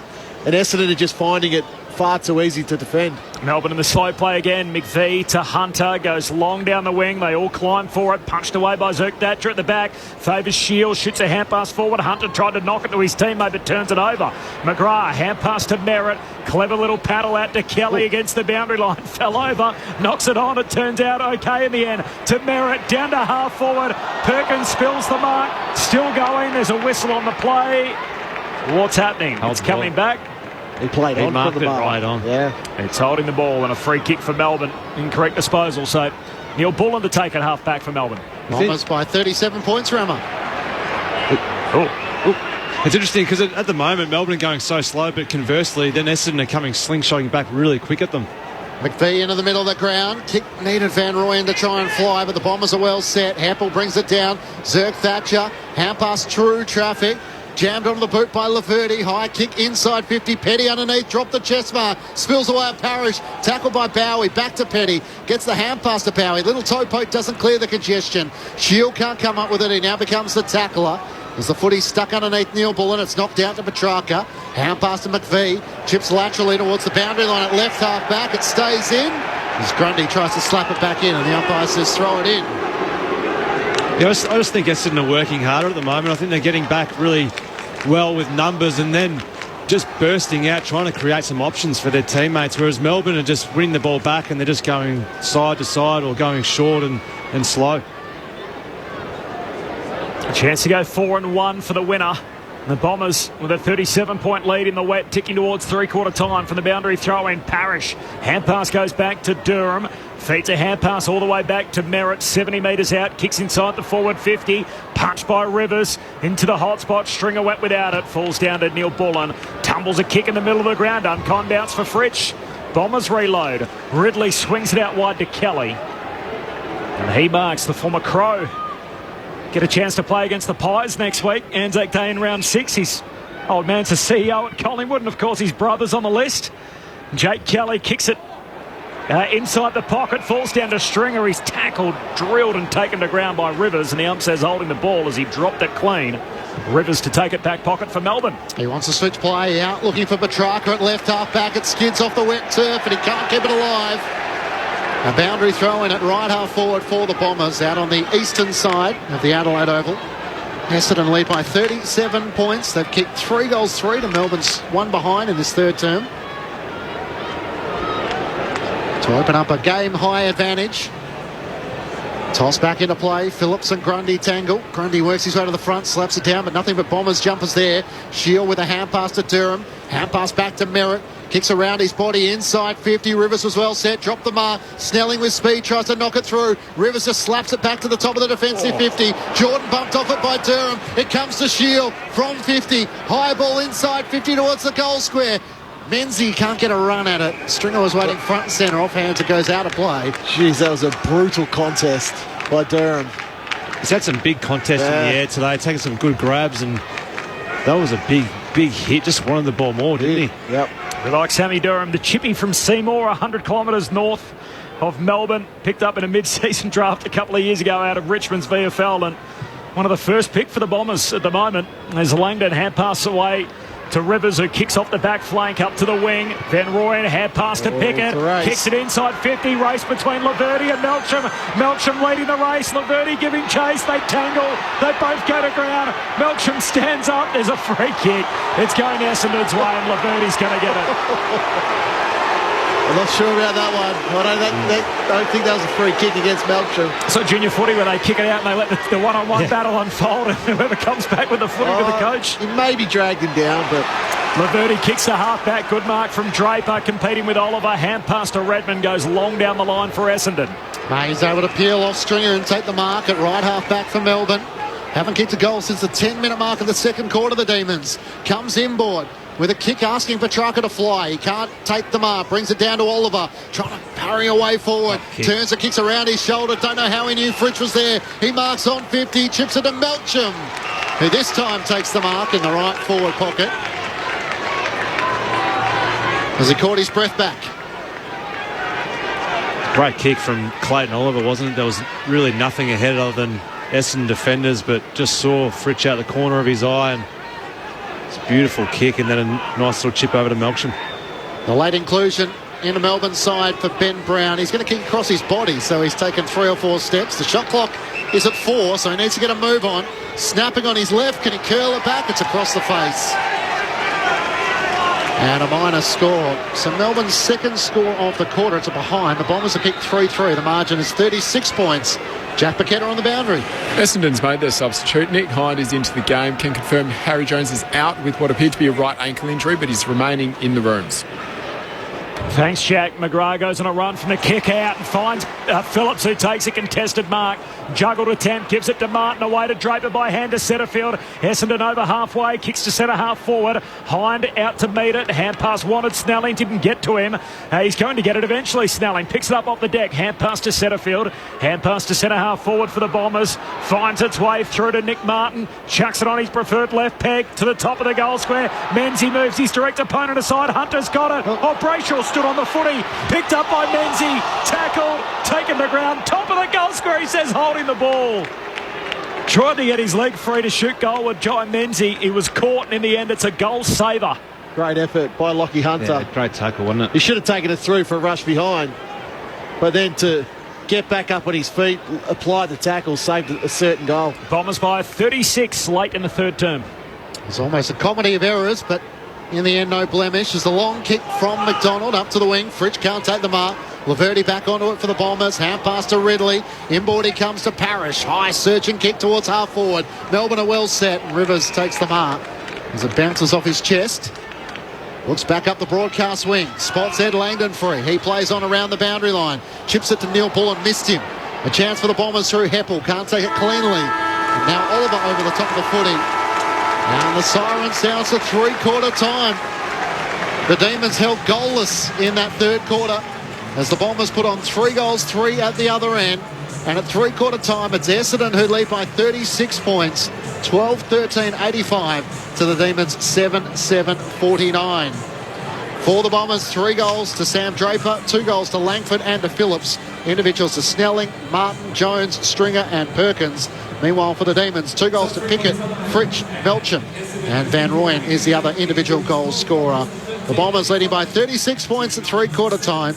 Earlier today, it was the Brisbane Lions by 75 points over North Melbourne, 22-20, 152 to the Roos, 12-5, 77.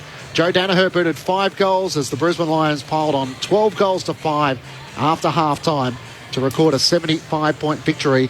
And coming up later tonight, it's Port Adelaide and the Western Bulldogs. So you don't have to go anywhere. We're back here at the Adelaide Oval. Alan Bryanson, Clint Wheeldon will take over the call alongside Luke Ball and Josh Franco in commentary.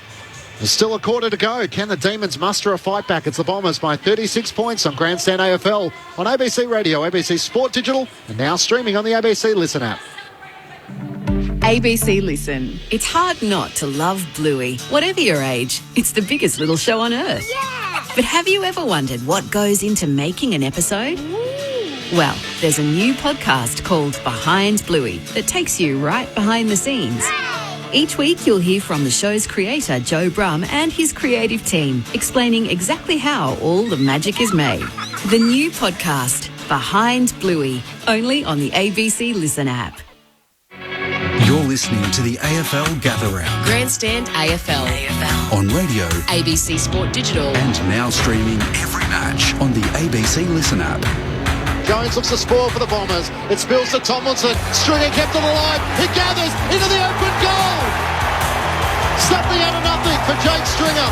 Durham just chucks it on the boot, bouncing footy down to half forward. Oh, Langford moves aside Stephen May. That's not easy to do. That's sensational. As he bounces it through from 48 out along the greasy Adelaide Oval surface in the wet for a goal. Snelling takes the mark. He's hard up against the boundary. He can work it over the top to Archie Perkins. This is support defending. There's just been short options all around the boundary line. Under the old scoreboard of the Adelaide Oval, Perkins steps out, steps across his body. Superb finish. 7 on the chalk for the Bombers, and they are red hot. The 2023 AFL season. On radio, ABC Sport Digital. and now streaming on the ABC Listen app. Essendon fans have been crying for it for a long time. We won't mention how long it's been since they featured in finals, but they lead by 36 points at three-quarter time, taking up to one of the 2023 finals contenders in Melbourne. 12-13-85 to the Demons 7-7-49. Matt Clinch, Corbin Middlemass calling the action. Jack Paquetta down on the boundary. Mark Murphy and Adam Ramanauskas are with you. After this match, it's Port Adelaide taking on the Western Bulldogs.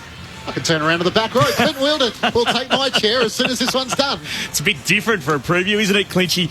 You know when people say there aren't enough characters in football anymore? Well, can I put forward someone about to play his 200th AFL game? I speak, of course, of Tom Liberatore. What a story he is. The Liberatore name synonymous after what his dad Tony did with 283 games for the Western Bulldogs. Of course, Tom is a 2016 premiership player. Both of them have gone through serious knee injuries. But tonight we'll be celebrating 200 games. And I do wonder whether or not Tom's already got a decision on what tattoo he might add to his collection for reaching this mark. There's a fair bit at stake as well, a chance to stay in touch with the 8 for both of these teams. Port Adelaide, let's be honest, were a little bit lucky to sneak home against Sydney last week, so they'll be up and about and keen for a win.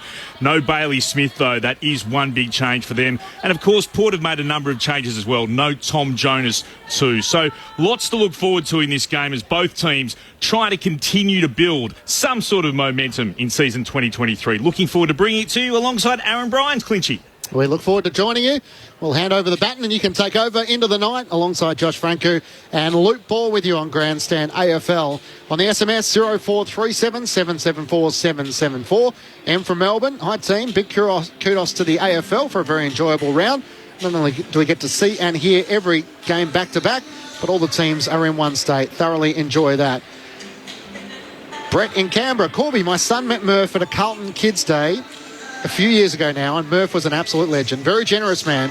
My son still plays in the under-18s and remembers that encounter very fondly. I'd expect nothing less from Mark Murphy. Just, and Pete. Just a man of the people. Just a man of the people. Very happy to sign autographs and get photos. And Pete in Darwin. Hey, crew, really enjoying the gather round. How good was it to have a game at Mount Barker? All different club colours in the crowd. It's going to be a good round to keep circled in the calendar in years to come. Certainly agree with that. And I think if this is the indication of what's to come, fans will be pretty keen to get involved if they've missed out on this occasion. Adam Romanaskas and Mark Murphy with you on ABC Sport. The Bombers lead by 36 points with a quarter to play. Yeah, just quickly, Essendon got on top in the clearances that quarter. 12-5, Murph. They did it really easy around the contest in the end. Mark's inside 50 for the game. He's 14-6 in Essendon's favour. That's been a big factor in it. Then I think Essendon's set up behind the ball in that quarter, particularly when the rain came, was really, really strong. It was, and they had +2 at times behind the footy, and then were able to intercept the ball. But it was their work rate off the half-back flank and able to find possession and maintain it was real standout. Into the final term we go. Can Melbourne muster a comeback? It will be the Bombers who record another victory. Oliver gets the first clearance of the Demons. Kicks inside 50. Bouncing more towards Petrarca and McGrath. Petrarca tries to tap it to his own advantage. Just can't pick it up cleanly. Ridley's hand pass to McGrath. Bumped off by Pickett. And Heppel emerges with it. Hand pass to the back pocket for Zert Thatcher. Jams it on the boot. Kicks up towards half-back. Menzies lets it bounce in front. Clears him and Perkins. Brayshaw trying to use his body to clear a path. He knocks it out to Oliver. He picks it up on the wing. Hand pass to Jordan, who's tracking back to half-back and wants to kick it in the middle of the ground where Bowie's the target. Bowie takes the mark. He's going to move it on out to Langdon. And Langdon turns and goes straight away. So between wing and half forward, he can kick Melbourne deep inside 50. McGrath in the box seat and takes the intercept mark. The number one for Essendon, their only number one pick in club history. Going back to 2016. Pretty exclusive club, Murph. Very. Yep. As he shares it with Heppel, who marks in front of the behind post. Long kick out to half-back. Carries over the head of Redmond. Picked off by Brayshaw. He cruises to 45 out, looks inboard, and Petrarca leaps up to mark. Uncontested, 25 out, dead in front. Oh, it was smart ball use. They don't have the big key forwards really down there that are competing really well in the air at the moment, Melbourne. So they have to be really smart with their ball use, even in slippery conditions. And well done to Andy Brayshaw, who was able to break the line and still lower his eyes and hit Petrarca on a lead. Their hell of a final term in the wet. 6 goals down. Their last goal came at the 10-minute mark. The second term, we're now 2 minutes into the last. So Melbourne playing way uphill to give them a bit of life. Petrarca puts it through and brings it back to a 5-goal game. Early in the final term, Melbourne have to make all the running. It's Essendon by 30, 12-13 to 8-7. Well, we've seen over previous years, Rammer, they can score heavily, can't they, in a short period of time. Melbourne, it's going to be a big ask if they can get anywhere near this Essendon side. But if they kick the next couple, they'll start to build some momentum and build belief. Sort of go back to that grand final against the Bulldogs a few years ago where they just went bang, bang, bang, bang at the start of that third quarter and put the game to bed. So it's certainly not out of reach. They've got enough class in their list to really penetrate and get close to Essendon. But good start. Petrarca, obviously their prime mover, getting on the scoreboard, and big centre clearance coming up. Melbourne's first goal since the 10-minute mark of the second quarter, the first of the final term. Grundy and Draper, it spills the other way of Petrarca. Here he goes again, trying to get an involvement for Melbourne. Driving, kick inside 50. Heppel courageously back with the flight. Can't take the mark. It spills to Neil Bullen. Wheels onto the right and misses. Hits the very top of the right behind post. Swinging in the night sky in front of the old scoreboard. Essendon leading by 30 points.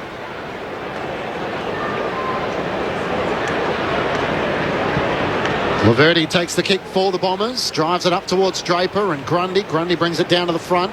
It ricochets through the legs of Draper. Sliding over the top is Brodie Grundy. Here's a chance for Heppel for the Bombers on half-back. Hand pass to Martin and now to Parrish. Kicks around his body, high straight up in the air. Perkins is underneath it, can't complete the mark. Spills the way of Hine, the sub into the action. Bouncing kick up to Stringer. He hand passes inboard. They're on the run here. Setterfield kicks inside 50. It's a one-on-one. McVie trying to tap it in front. He runs it away from Menzies. Great battle as he kicks to Chandler at half-back. Has to try and win it against Redmond. Redmond over the footy, knocks it out, and Menzies follows up. Hand pass to Caldwell, rode the bump from McVie. Stringer grabs it, he's out of room. Down to throw in half forward for Essendon, coming home to the Riverbank stand end. Must keep scoring, Essendon. They can't just think Melbourne aren't going to come hard in this last quarter, so they've got to continue that, to push the ball forward with speed, continue to test Melbourne's defenders. Essendon have lost their last 3 games here at Adelaide Oval. They've got a 5-goal lead start of the final term. For the boundary throw-in comes down to Caldwell. He's crunched by Neil Bullen. Ball spits out to Viney, kicks down the wing, turns it over. And Ridley takes the intercept mark. He goes across the ground to Heppel. Heppel pokes it in the middle for Hind. The sub who's into the game for Jones with a suspected ankle complaint. He kicks out wide to Perkins. He runs onto it. He spins out of a would-be tackle from Bowie. Kicks into the pocket. Menzies down there outnumbered. And young Judd McVie takes the intercept mark. A lad from Geraldton. At 5 hours north of Perth. He's got it back pocket. Melbourne will have to do a lot of things right. McVie up towards Fritsch. Worked underneath it. Perkins gathers for the Bombers. 1-2 with McGrath. Veers onto the right. Perkins with the driving kick inside 50. Draper and May. Grundy's there as well. Spoiled down. Parrish front and centre. Hand pass to Caldwell. Over the top to Hine. Snaps on the right. Can he work it back? Yes! Nick Hine the sub into the action and onto the scoreboard. An important goal for the Bombers just to steady. After Melbourne kicked the first goal of the final term, it's back to 36 points. 13-13-91 to the Demons, 8-7-55. Adam Ramanauskas and Mark Murphy with you on ABC Sport. Well, it's really the work of Archie Perkins over that other side of the ground. Just a couple of efforts. He gets a really deep inside forward 50. Melbourne take a mark, gets back out. Perkins is then again involved getting the ball back inside forward 50. Great contest there by, I think it was Phillips with a big contest there inside forward 50. And again, when your sub comes on, you want it to have a level of impact. Hine already up to the four possessions and a goal. We saw it last week, Corby, didn't we, with the way in which the Giants couldn't get the ball out of their D50, and that just goes back to the defensive structure of Essendon that's really standing up well. Back to 6 goals Essendon's way as Melbourne win it out of the middle. Comes down to Oliver, drives it deep inside 50. Van Rooyen brings it down. Chandler front and centre where he should be. Back onto his left peg. Hooks it through for a goal. Always wanted to get back on his left-hand side, and the southpaw snapping truly for Melbourne. So back to 5 goals, an immediate response for the D's. Trading goals here, the Bombers and the Demons in the final term, which is 6.5 minutes old. Essendon playing way in front. They're up by 30, 13-13 to 9-7. Bit of class there, wasn't it? Just in these conditions, the rain's coming down again, but just really good poise, and then beautiful left foot. The umpire did not move from behind the goals. It's straight over his hat, but this is where the challenge lies for Essendon, because we know how good Melbourne are out of the centre square, and that's still obviously their key asset. That's where they're best. They've really battled trying to get the ball out of their D50 all night tonight, Melbourne, but out of the centre square bounce, that's where the danger lies. Mark Murphy with you on ABC Sport. Draper reaches over the top of Grundy, wins down the tap. Little toe poke from Draper trying to get it to Shield, but it's Oliver who had it. Hand pass chopped off by Shield, knocks it into the path of Hine, who just knocks it forward for the Bombers. Rivers standing in his way, got it to Langdon, back to Rivers for Melbourne.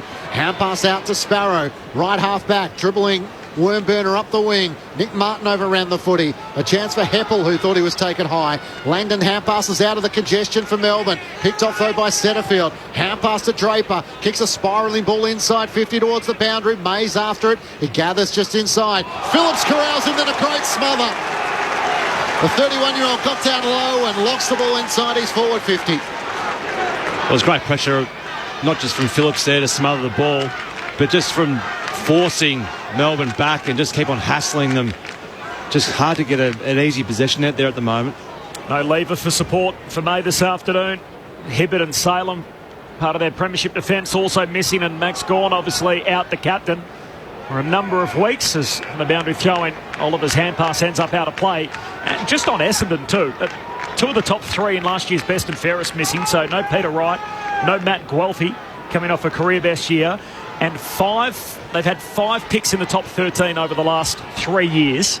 Only one of them are playing, so they've got a lot of top-end talent still available to them that aren't in this team for the Bombers. From the boundary throw-in, comes down to Petrarca, surge kick up to the wing. Melksham out after it, turned around by Zerk Thatcher. Hand pass away to Laverty. He looks into the middle of the ground. Hands on it from Martin. Can't complete it. Pack forms at his feet. Lets them roll. Neil Bullen got a hand pass out. Eventually wrestled from him by Heppel. He hands it to Shield. He has a fumble, and now Petrarca's got it for Melbourne. Combines with Oliver. Hand pass out wide for Melksham. He gathers it right half forward. Veers back onto his left. Kicks inside 50. The Bombers are well set. And Laverty takes the mark just inside the defensive 50. Essendon leading by 30 points as it kicks out to left half back, and Shield takes the mark. Possession number 25 coming up. Parrish leads the way with 31. Oliver with 28 after, I think he had just the 2 in the first quarter. He was pretty well held. Long kick up the wing, and good mark. Phillips set himself, put his big leg up as cover. Takes the mark centre wing on the eastern side. Spots something he likes in the middle of the ground. It's Jake Kelly, and they've got players on the overlap. Links up the hand pass with Ridley. Gets past halfway. Kicks inside 50. Hines there. He sets himself in front and takes the mark. Menzies was the leaper. He never got there, and Hines just held his position in front. Takes the mark, much to the frustration of Jake Bowie. Well, he gave him a bit of mouthful afterwards. So kick the goal first, Nick. It was a smart ball use again from when Laverty had the intercept mark. Just go slow, take what the opposition gives you, move from one side of the ground to the other, and then get it into your tall Nick Hine. Deep in the right forward pocket, shooting from about 40 metres out. One already, fires it at the left goal post and bends it back enough. The celebration to follow the word of advice, and the Bombers stayed in their home. 36 points to the good of Melbourne. 14-13, 97 to the Demons, 9-7, 61. That's 2 goals apiece in this final term as the rain starts to bucket down here at the Adelaide Oval.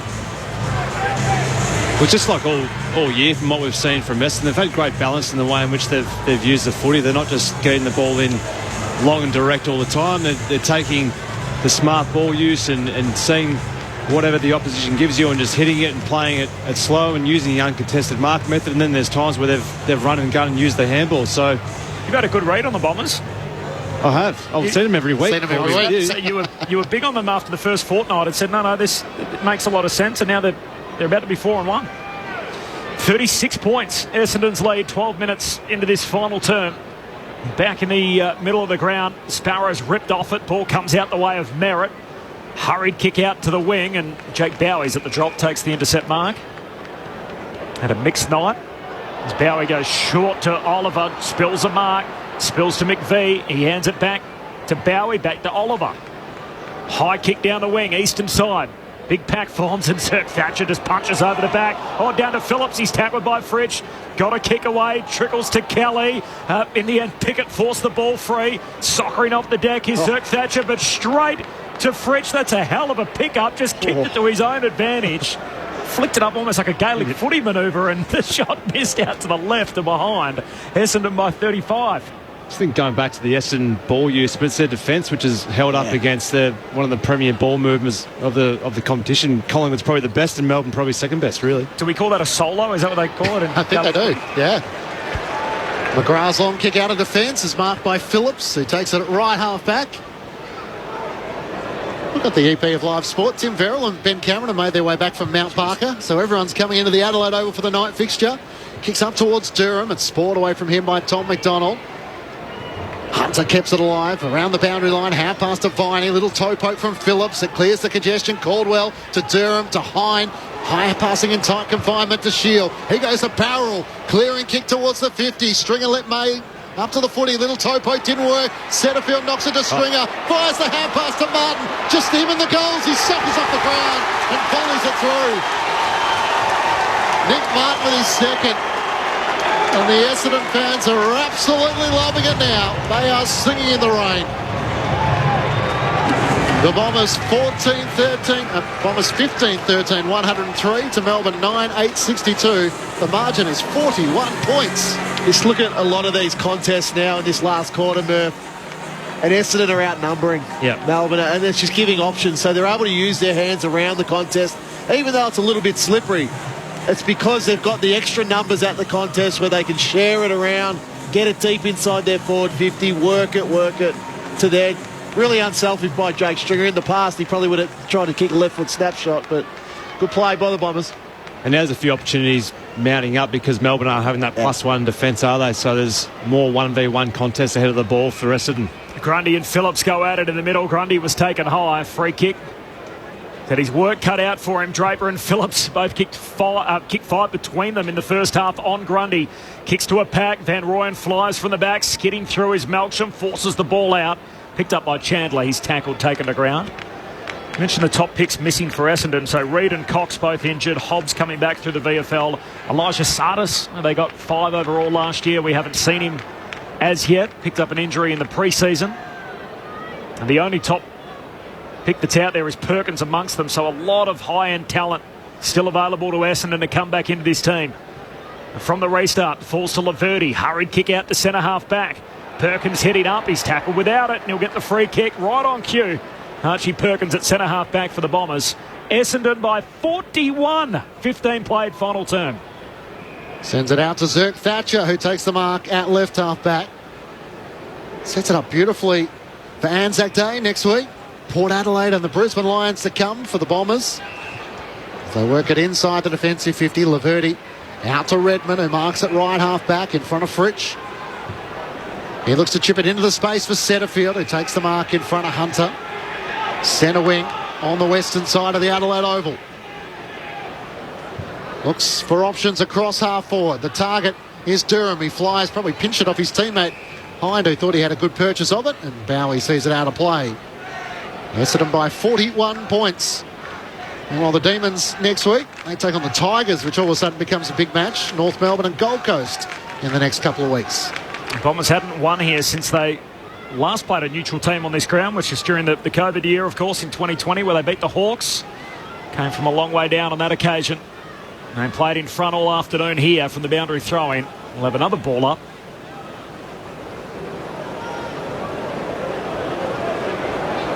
As the rain continues to fall.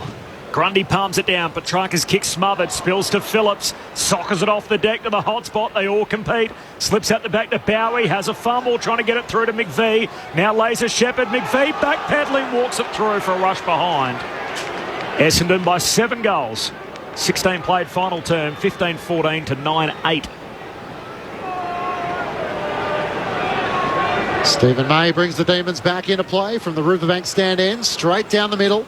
Laverty sets himself, Sport away from him, comes the way of Merritt, kicks inside 50. May comes charging out, dropped the chest mark, spills the way of Perkins. Hand pass to Hind, there's nowhere to go. As Viney just ragdolls him to the turf. A bit frustrated, Jack Viney. Had to be careful that it wasn't a dumping tackle. Got to be holding the ball when you try and fend off, doesn't it? You won't sidestep Jack Viney. Up it goes. Grundy knocks it down. Now scraps for it at ground level. Lays a tackle on Merritt. Ball comes out to Petrarca.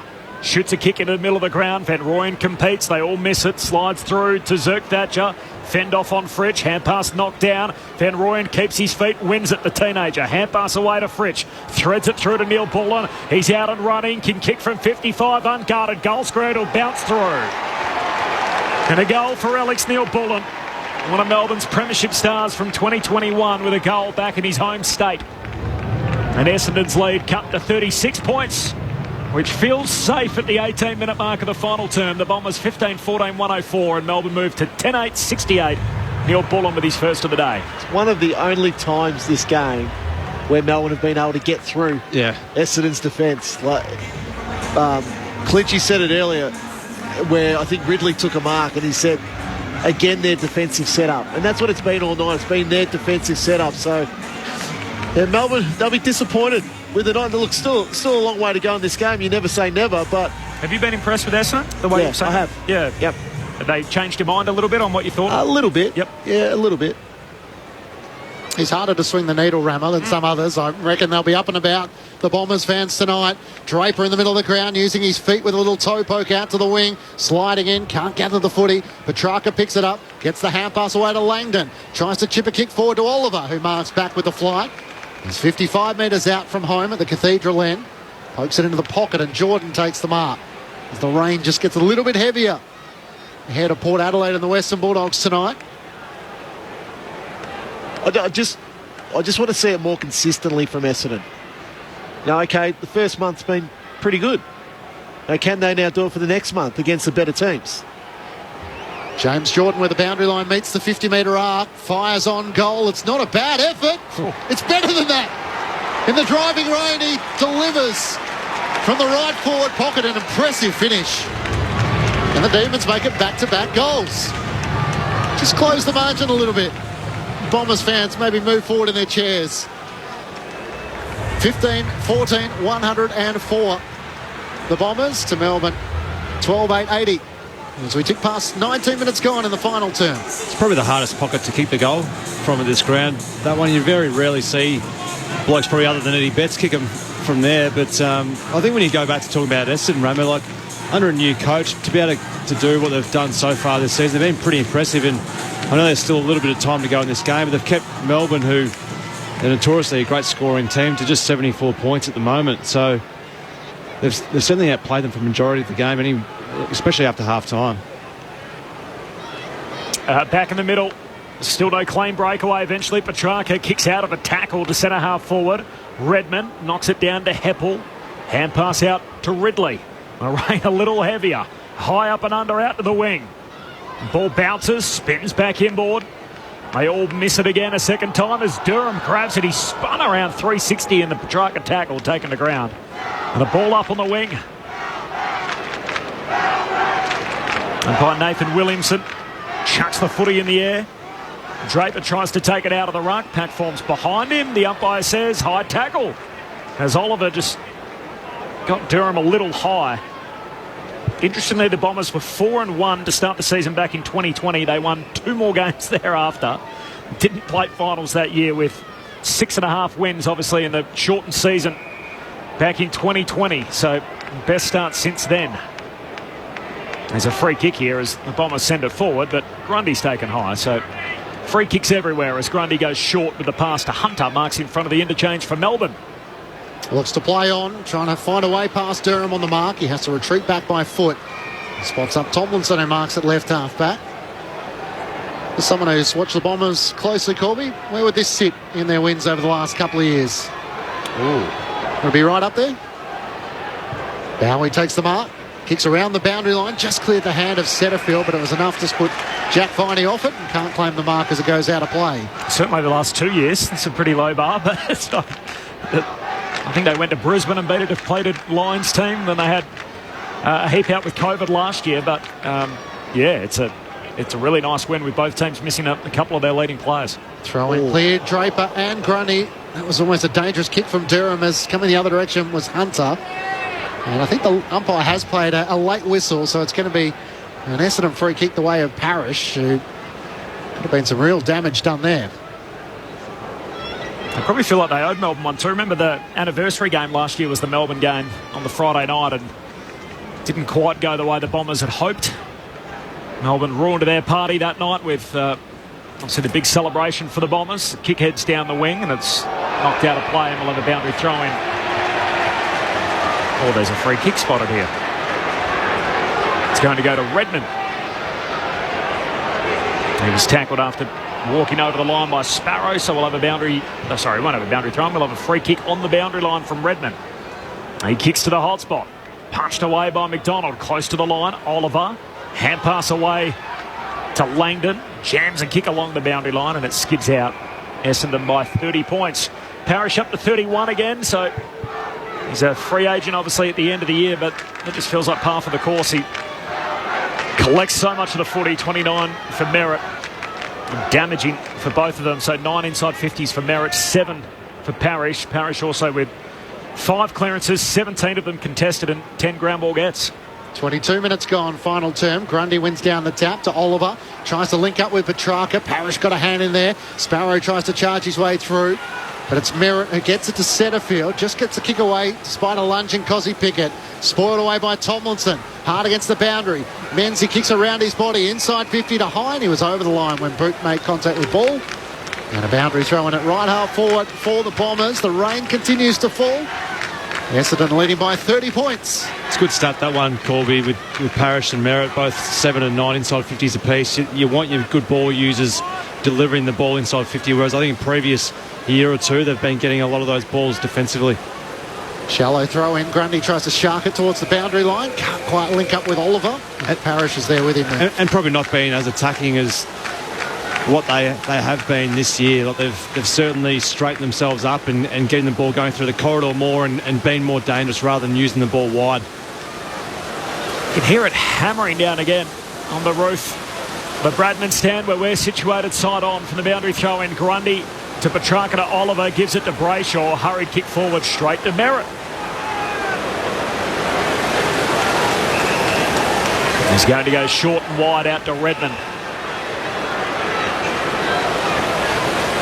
One of the 4 South Australians in this Essendon team. He's from Millicent, some 400 Ks out of Adelaide. He kicks into the forward pocket and punched away by McDonald. We'll have a boundary throw in. Southeast of Adelaide, Millicent. He's a free agent at the end of the year too, Mason Redmond, drafted out of the SANFL. And John Menzies, the other one with a Sandful link. He's obviously a Tasmanian lad, played for North Hobart, but drafted out of South Adelaide. Grundy wins down the tap to Brayshaw, bumped off it. Durham with a centering kick that goes straight up in the air. They're all underneath it. Tom McDonald can't take the mark, or can he? Lying on his back, he had enough of it to be paid the mark in the eyes of the umpire. Feeds the hand pass to Rivers, clears the defensive 50 up to the wing. Neil Bullen the target. Heppel's there with him, knocks it down. Heppel sliding over the top of the footy. A chance for Nick Martin, who lost his footing. Hand pass to Hine, he tries to knock it over his head. Straight to Sparrow, who's tackled high.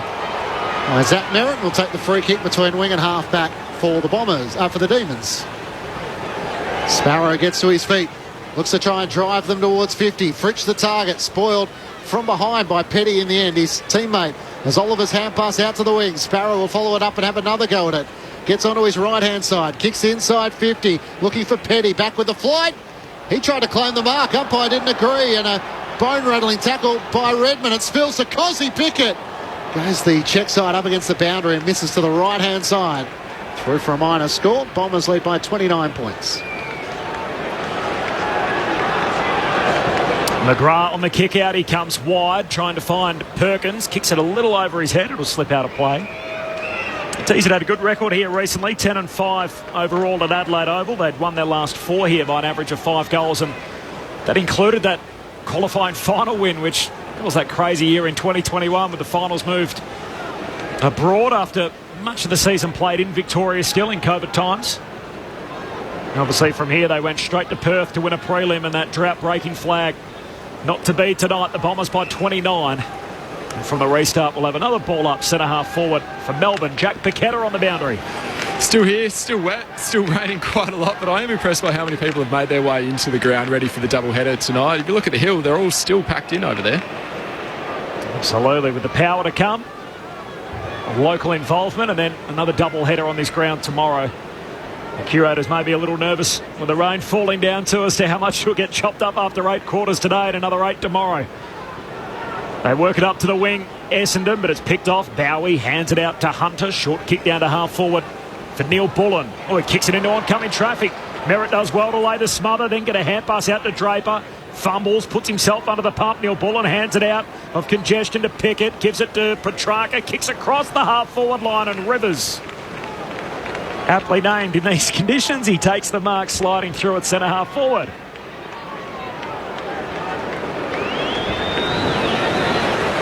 Just petering out this game, really, isn't it? Yeah. It's sort of the last 3 or 4 minutes, it's been almost playing time both sides, really. If this was the NBA, it's when all the stars are sitting on the bench and the development players are getting a roll. As Rivers from long range gets a bit of a hand on the line. I think this is good. He was just manhandled on the goal line. Redmond, he can't believe it as Petty just throws him out of the way. But in any other place on the ground, that's a free kick. Yep, not on the goal line. The question is, did he touch it before all the ball crossed all the line? He's touched it. The soft call is touched on the line, so it won't be a goal unless the vision can overturn it. It's simple front-on contact. Yep. It's almost ridiculous when you think about it, because you're right. If that was at any other part of the ground, it's just a free kick straight away, not a shadow of a doubt. But we want scoring so much that you can do whatever you want to make sure there's a score happening. As long as they come out in the rules and say that. Yeah. You can basically do whatever you want on the goal line. I bet you Sydney wish they applied that logic when Ollie Florent was having the shot on goal. Just get a bulldozer to clear the goal line. It is touched. Essendon by 28 points, so 15-14 to 11-10. The Bombers have led for large portions of this game after 4 early lead changes. They were 9 behind at the 10-minute mark of the second term and then kicked 7 in a row the back half of the second quarter and kept Melbourne goalless in the third to set up the victory. Redmond with a long kick in for the Bombers. It clears Phillips and a few others. Bowie gathers on the wing. It's a good long kick. He looks to send Melbourne towards half forward. Oliver, surely Merritt going back with a flight mate front on contact. Melbourne want to take the advantage. Rivers to Viney on the run from the left forward pocket. Just bends it through past the post.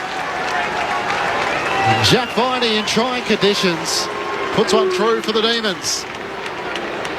Still trying late in this match, which is now 29 minutes old. The Bombers 15-14, 104 to Melbourne 12-10, 82. The margin is 22 points the Bombers' way. He's definitely kept trying, Jack Viney. What's he up to there? 25 possessions, a goal, 7 tackles. So he's been one of their better players today, Viney. So kicked the last 3 goals, the D. So they have played the game out, albeit it's been a very slow pace the last 6 or 7 minutes. Oliver had 6 halfway through the second quarter. He still gets to 37.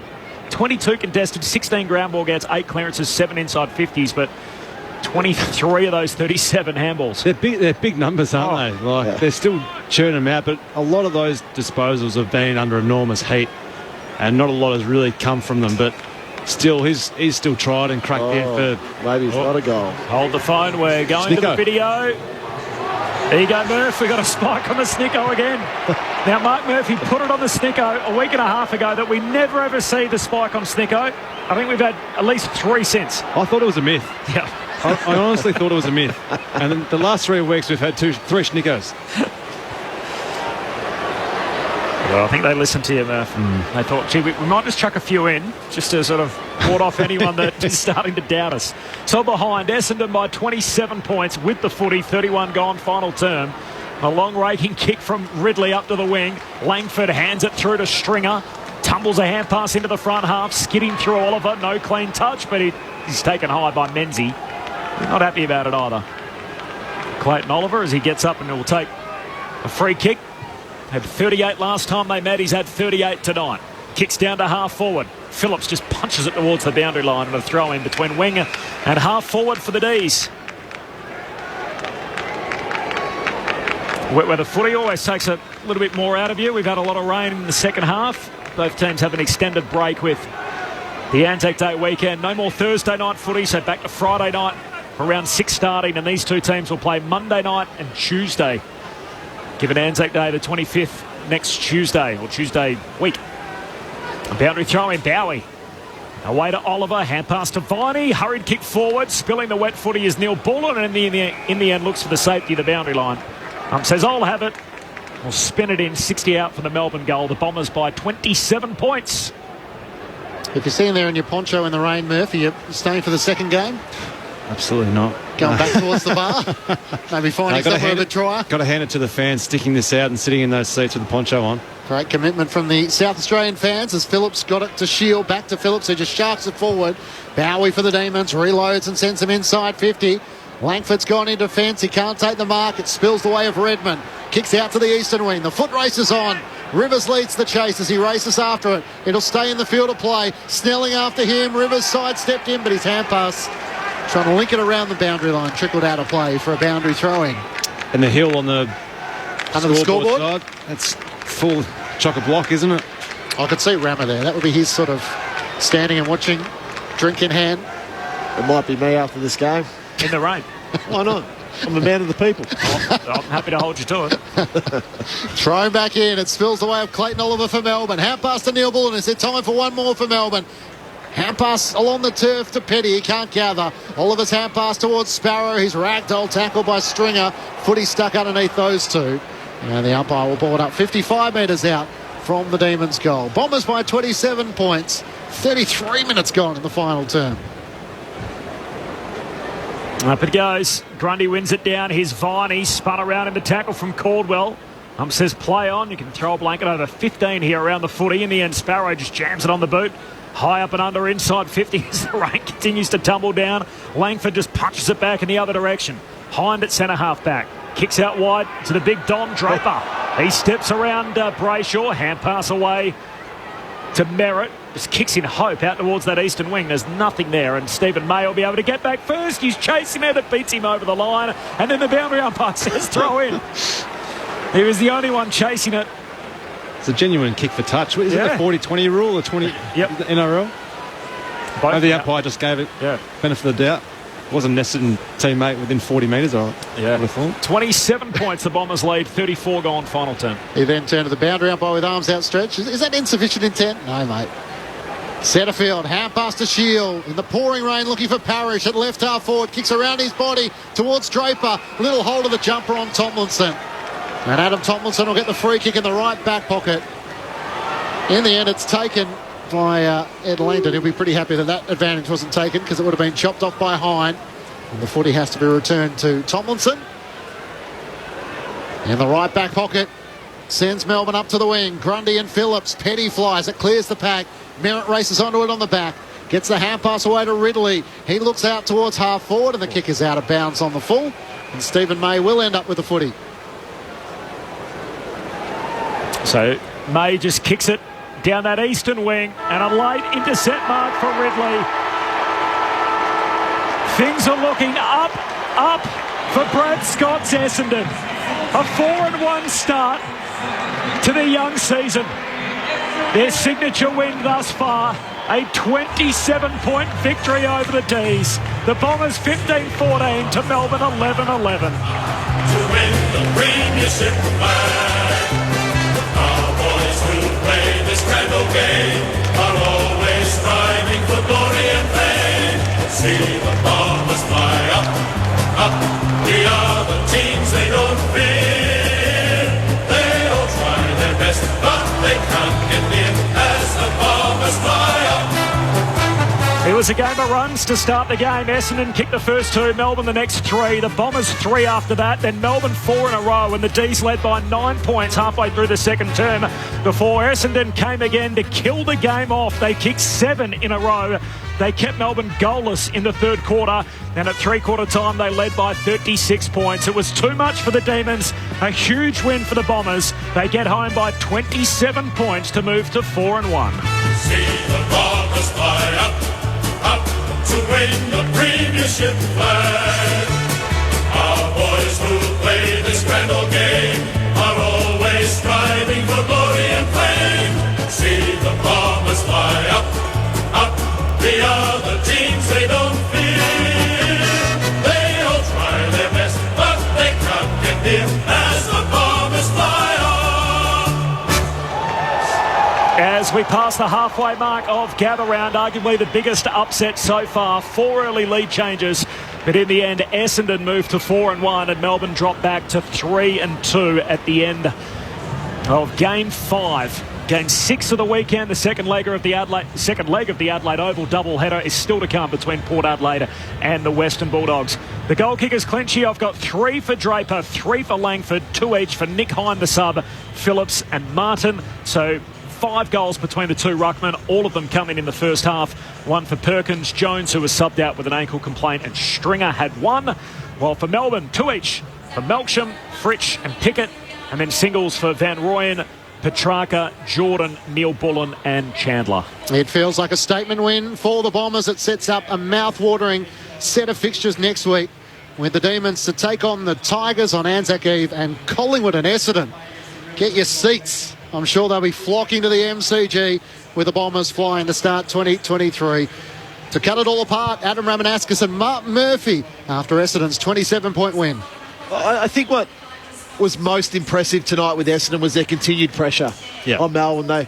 They just continued to chase, harass. Tackles are 71 to 55 in the end, but that didn't really tell the story, I don't think, because what told the story for me is when Melbourne were winning the clearances, which they did by 10, they were bomb kicks. They were long, high kicks. They weren't any burst out of stoppage, hit a leading forward to really set the game up. So that allowed Essendon's defenders behind the ball to set up the way they wanted, control the ground from there. And then Essendon were playing sort of like a Richmond style of game in their premiership years, where they would attack from half back, take the ball inside 50 and score 15 marks inside 50 is a really good number, considering the rain that came down in the second half. But it was probably the work of Draper and Phillips in that first half, kicking those 5 goals between them.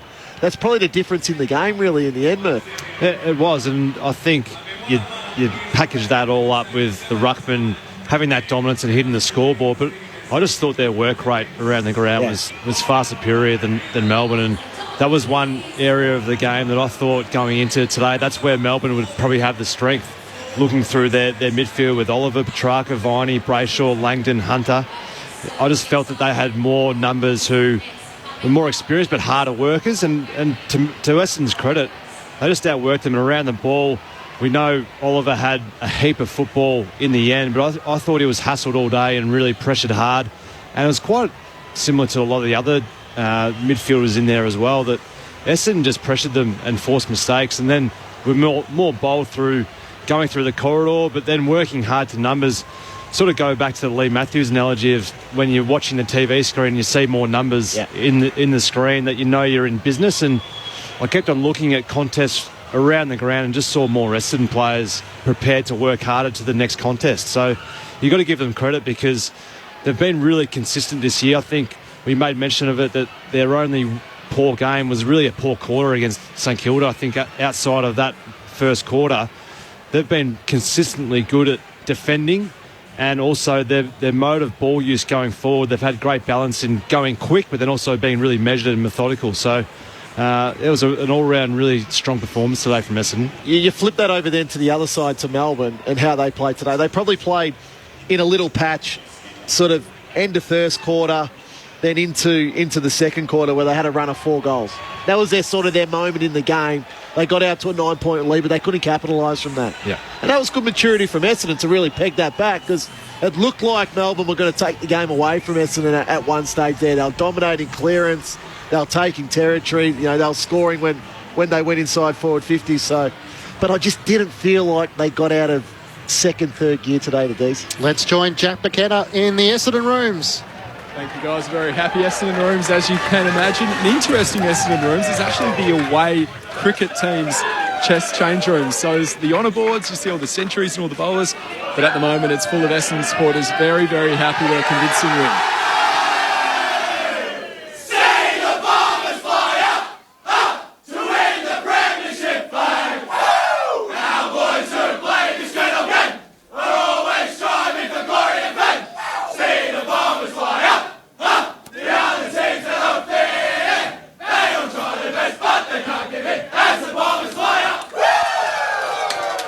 So there you have it. Essendon winning by 27 points. We'll hope to have a chat with Dylan Shields shortly.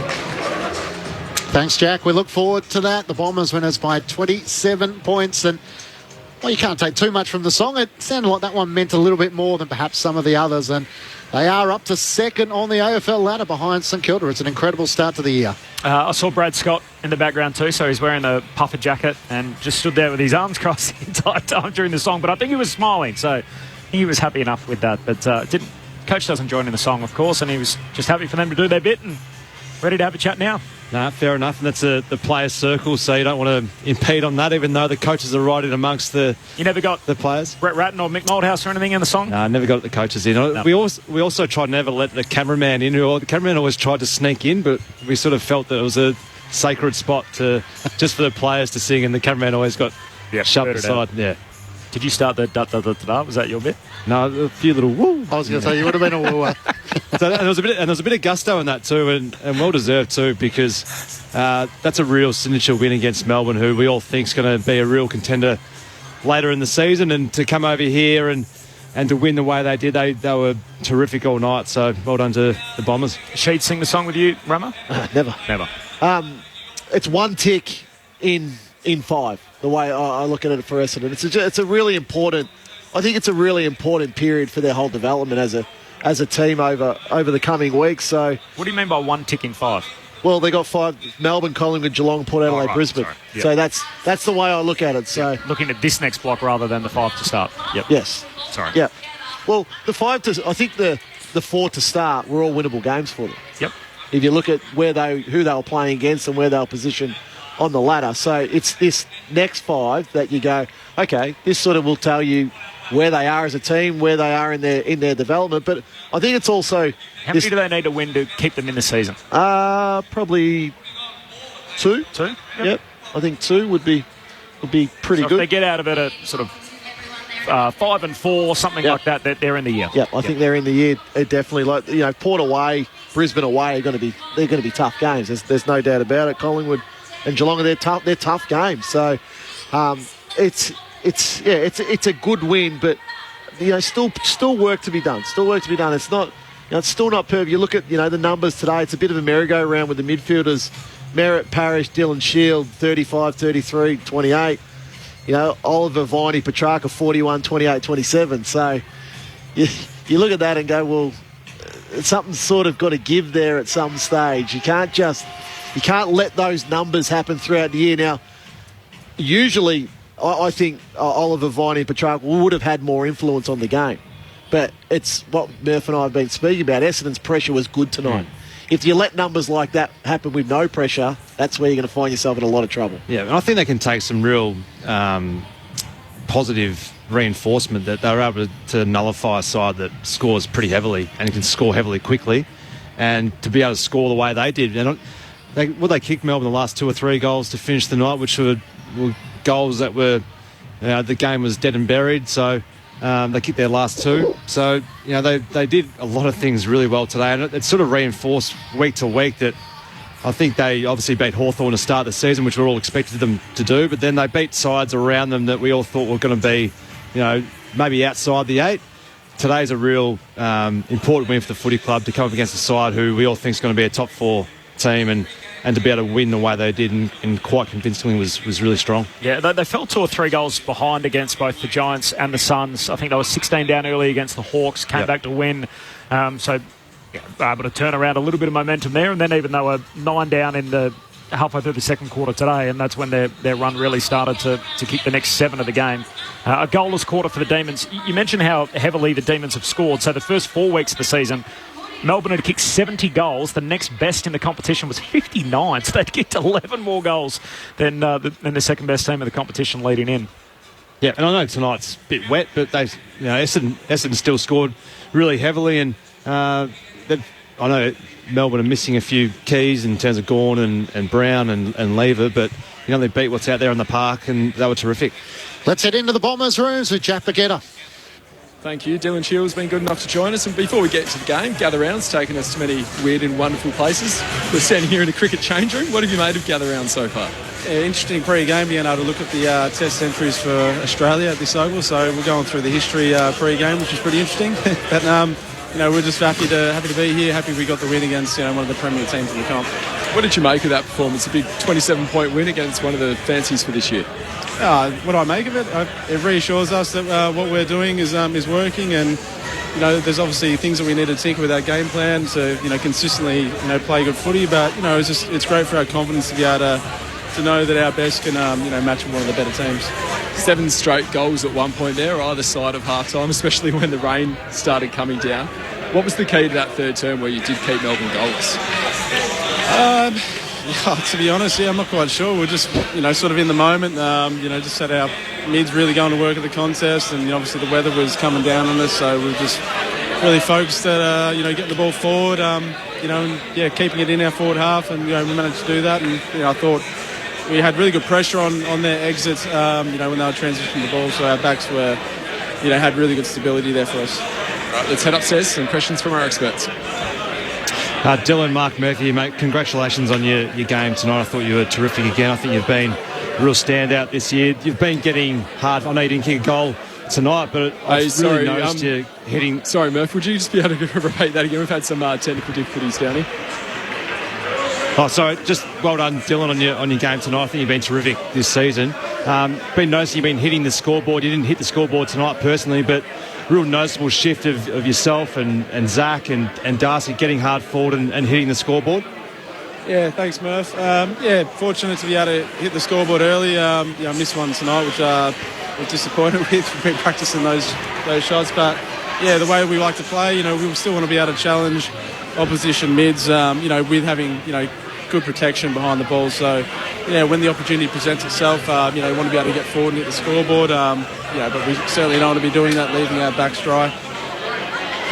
And Will Setterfield obviously coming across from Carlton. He had the job on Clayton Oliver. He ended up with quite a few disposals, Clayton, but I thought the pressure in which Will applied all night to their premier ball mover was really important for you. Yeah, obviously Clayton's probably the best inside mid in the comp, and we acknowledge that, and Setters we thought did a fantastic job for us to be able to nullify his game. I think he had 20 in the last quarter though, or something, Oliver. So bit of work to do on Setters. He probably checked out the game too early. That's what we've been telling him. Just give him a bit of feedback on that one, Dylan. Absolutely. Yeah. Dylan, it's Rammer, mate. Well done. Who's the better celebrator? We're debating it up here. Tom Papley or Sammy Draper?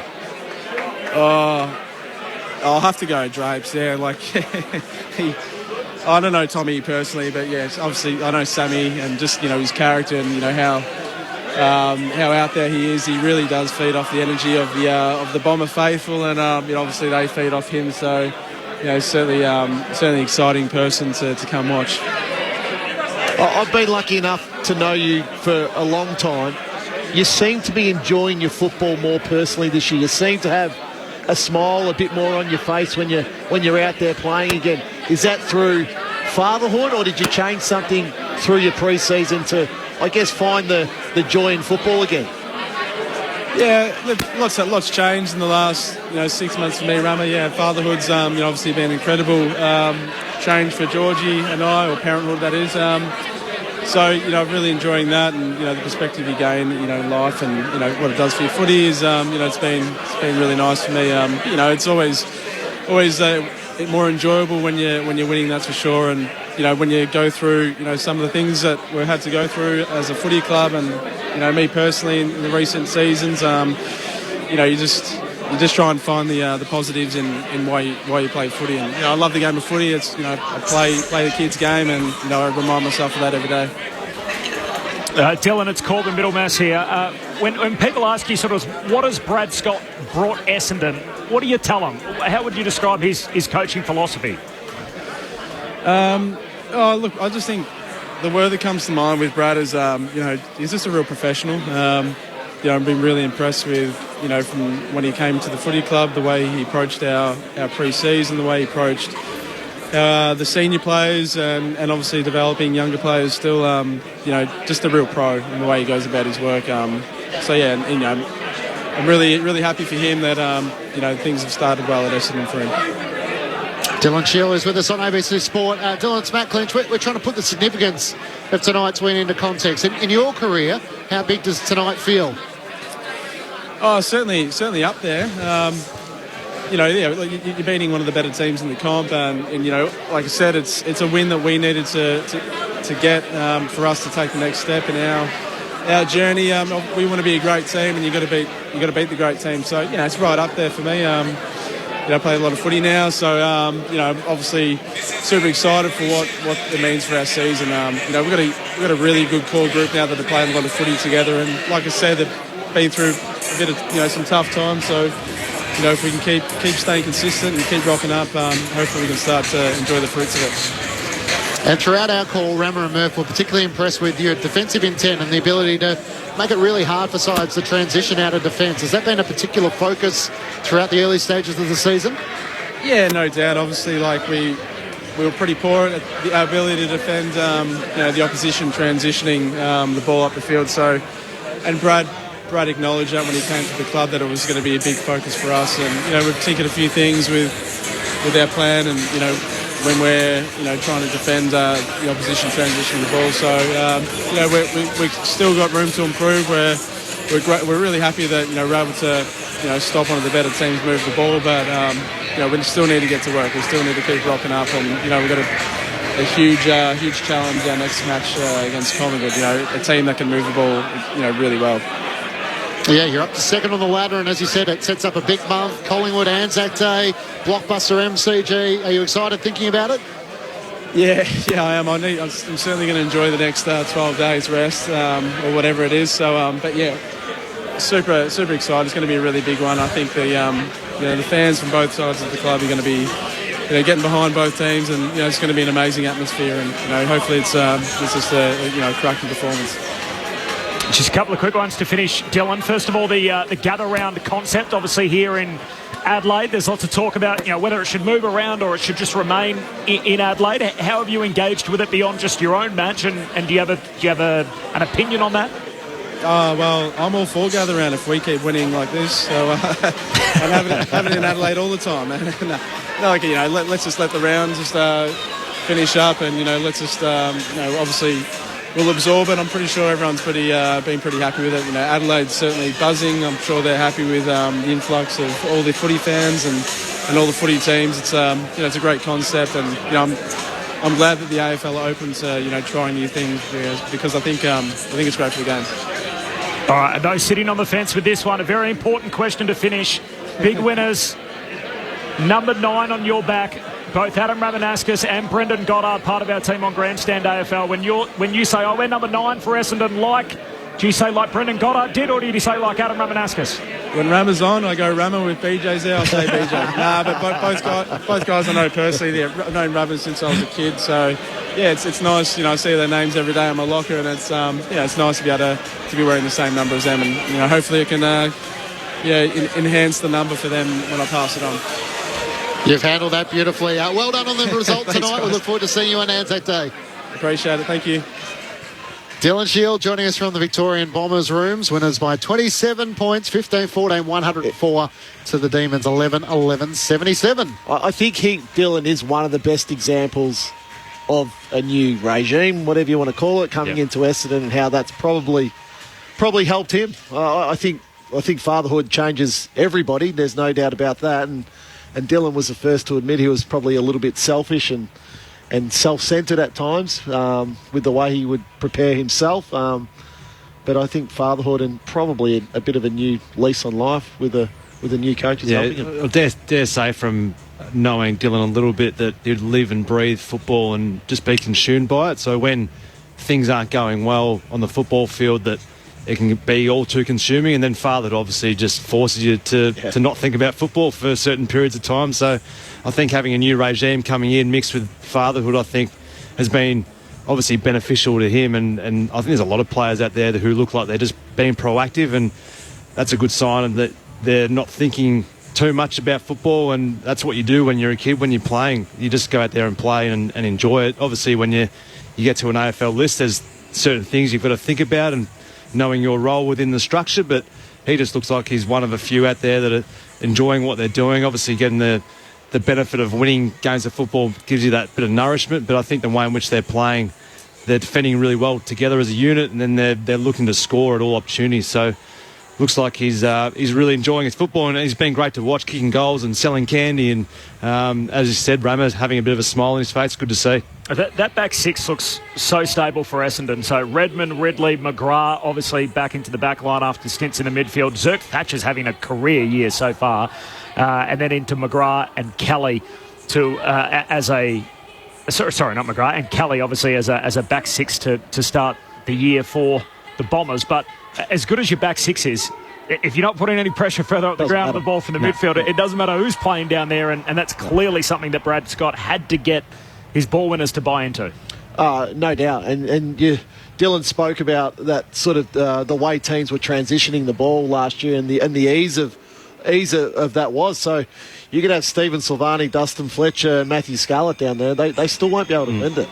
Like, players are very skillful. They'll hit targets. But if you're pressuring at the source, high kicks are coming in, it's easy for a defender to defend that. But what I do love, and I think you made the point earlier in the call, Corb, about Adam Saad.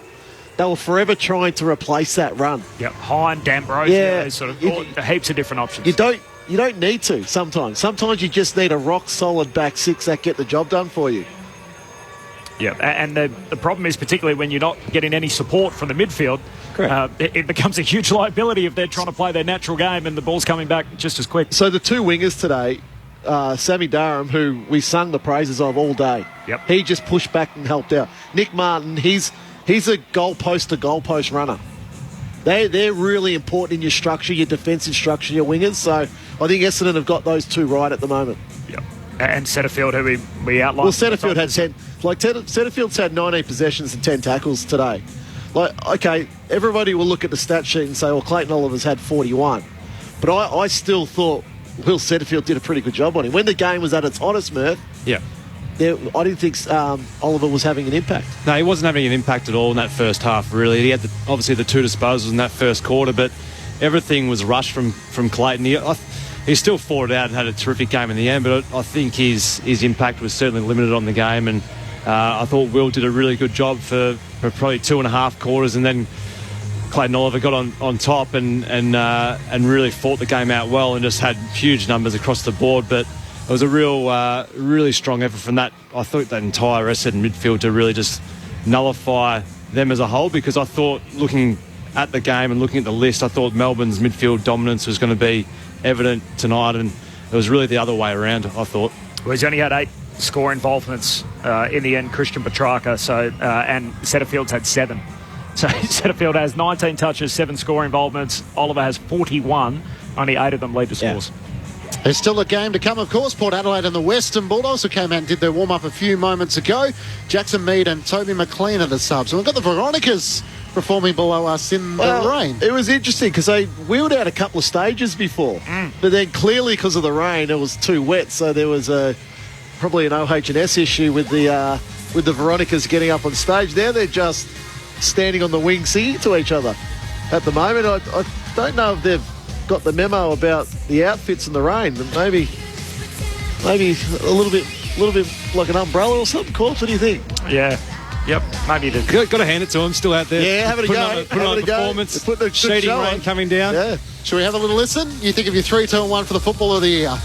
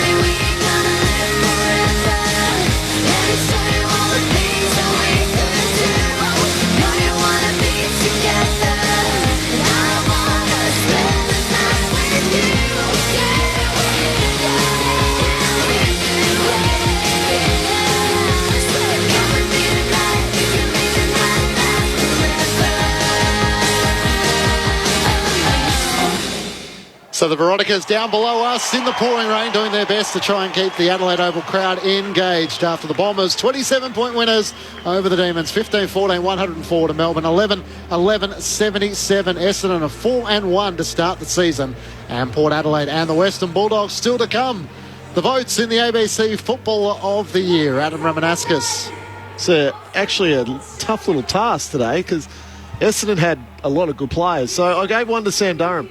I thought him playing on there, so 24 possessions, a couple of tackles, 9 inside, a couple of inside 50s. But I was more impressed with his pressure today. I thought just in the middle of the ground to harass, and the way he did that, but then also take the ball forward was really important for Essendon. 2 to Sammy Draper when the game was at its hottest, kicking 3 goals in that first half as a ruckman. I thought was absolutely critical to the result.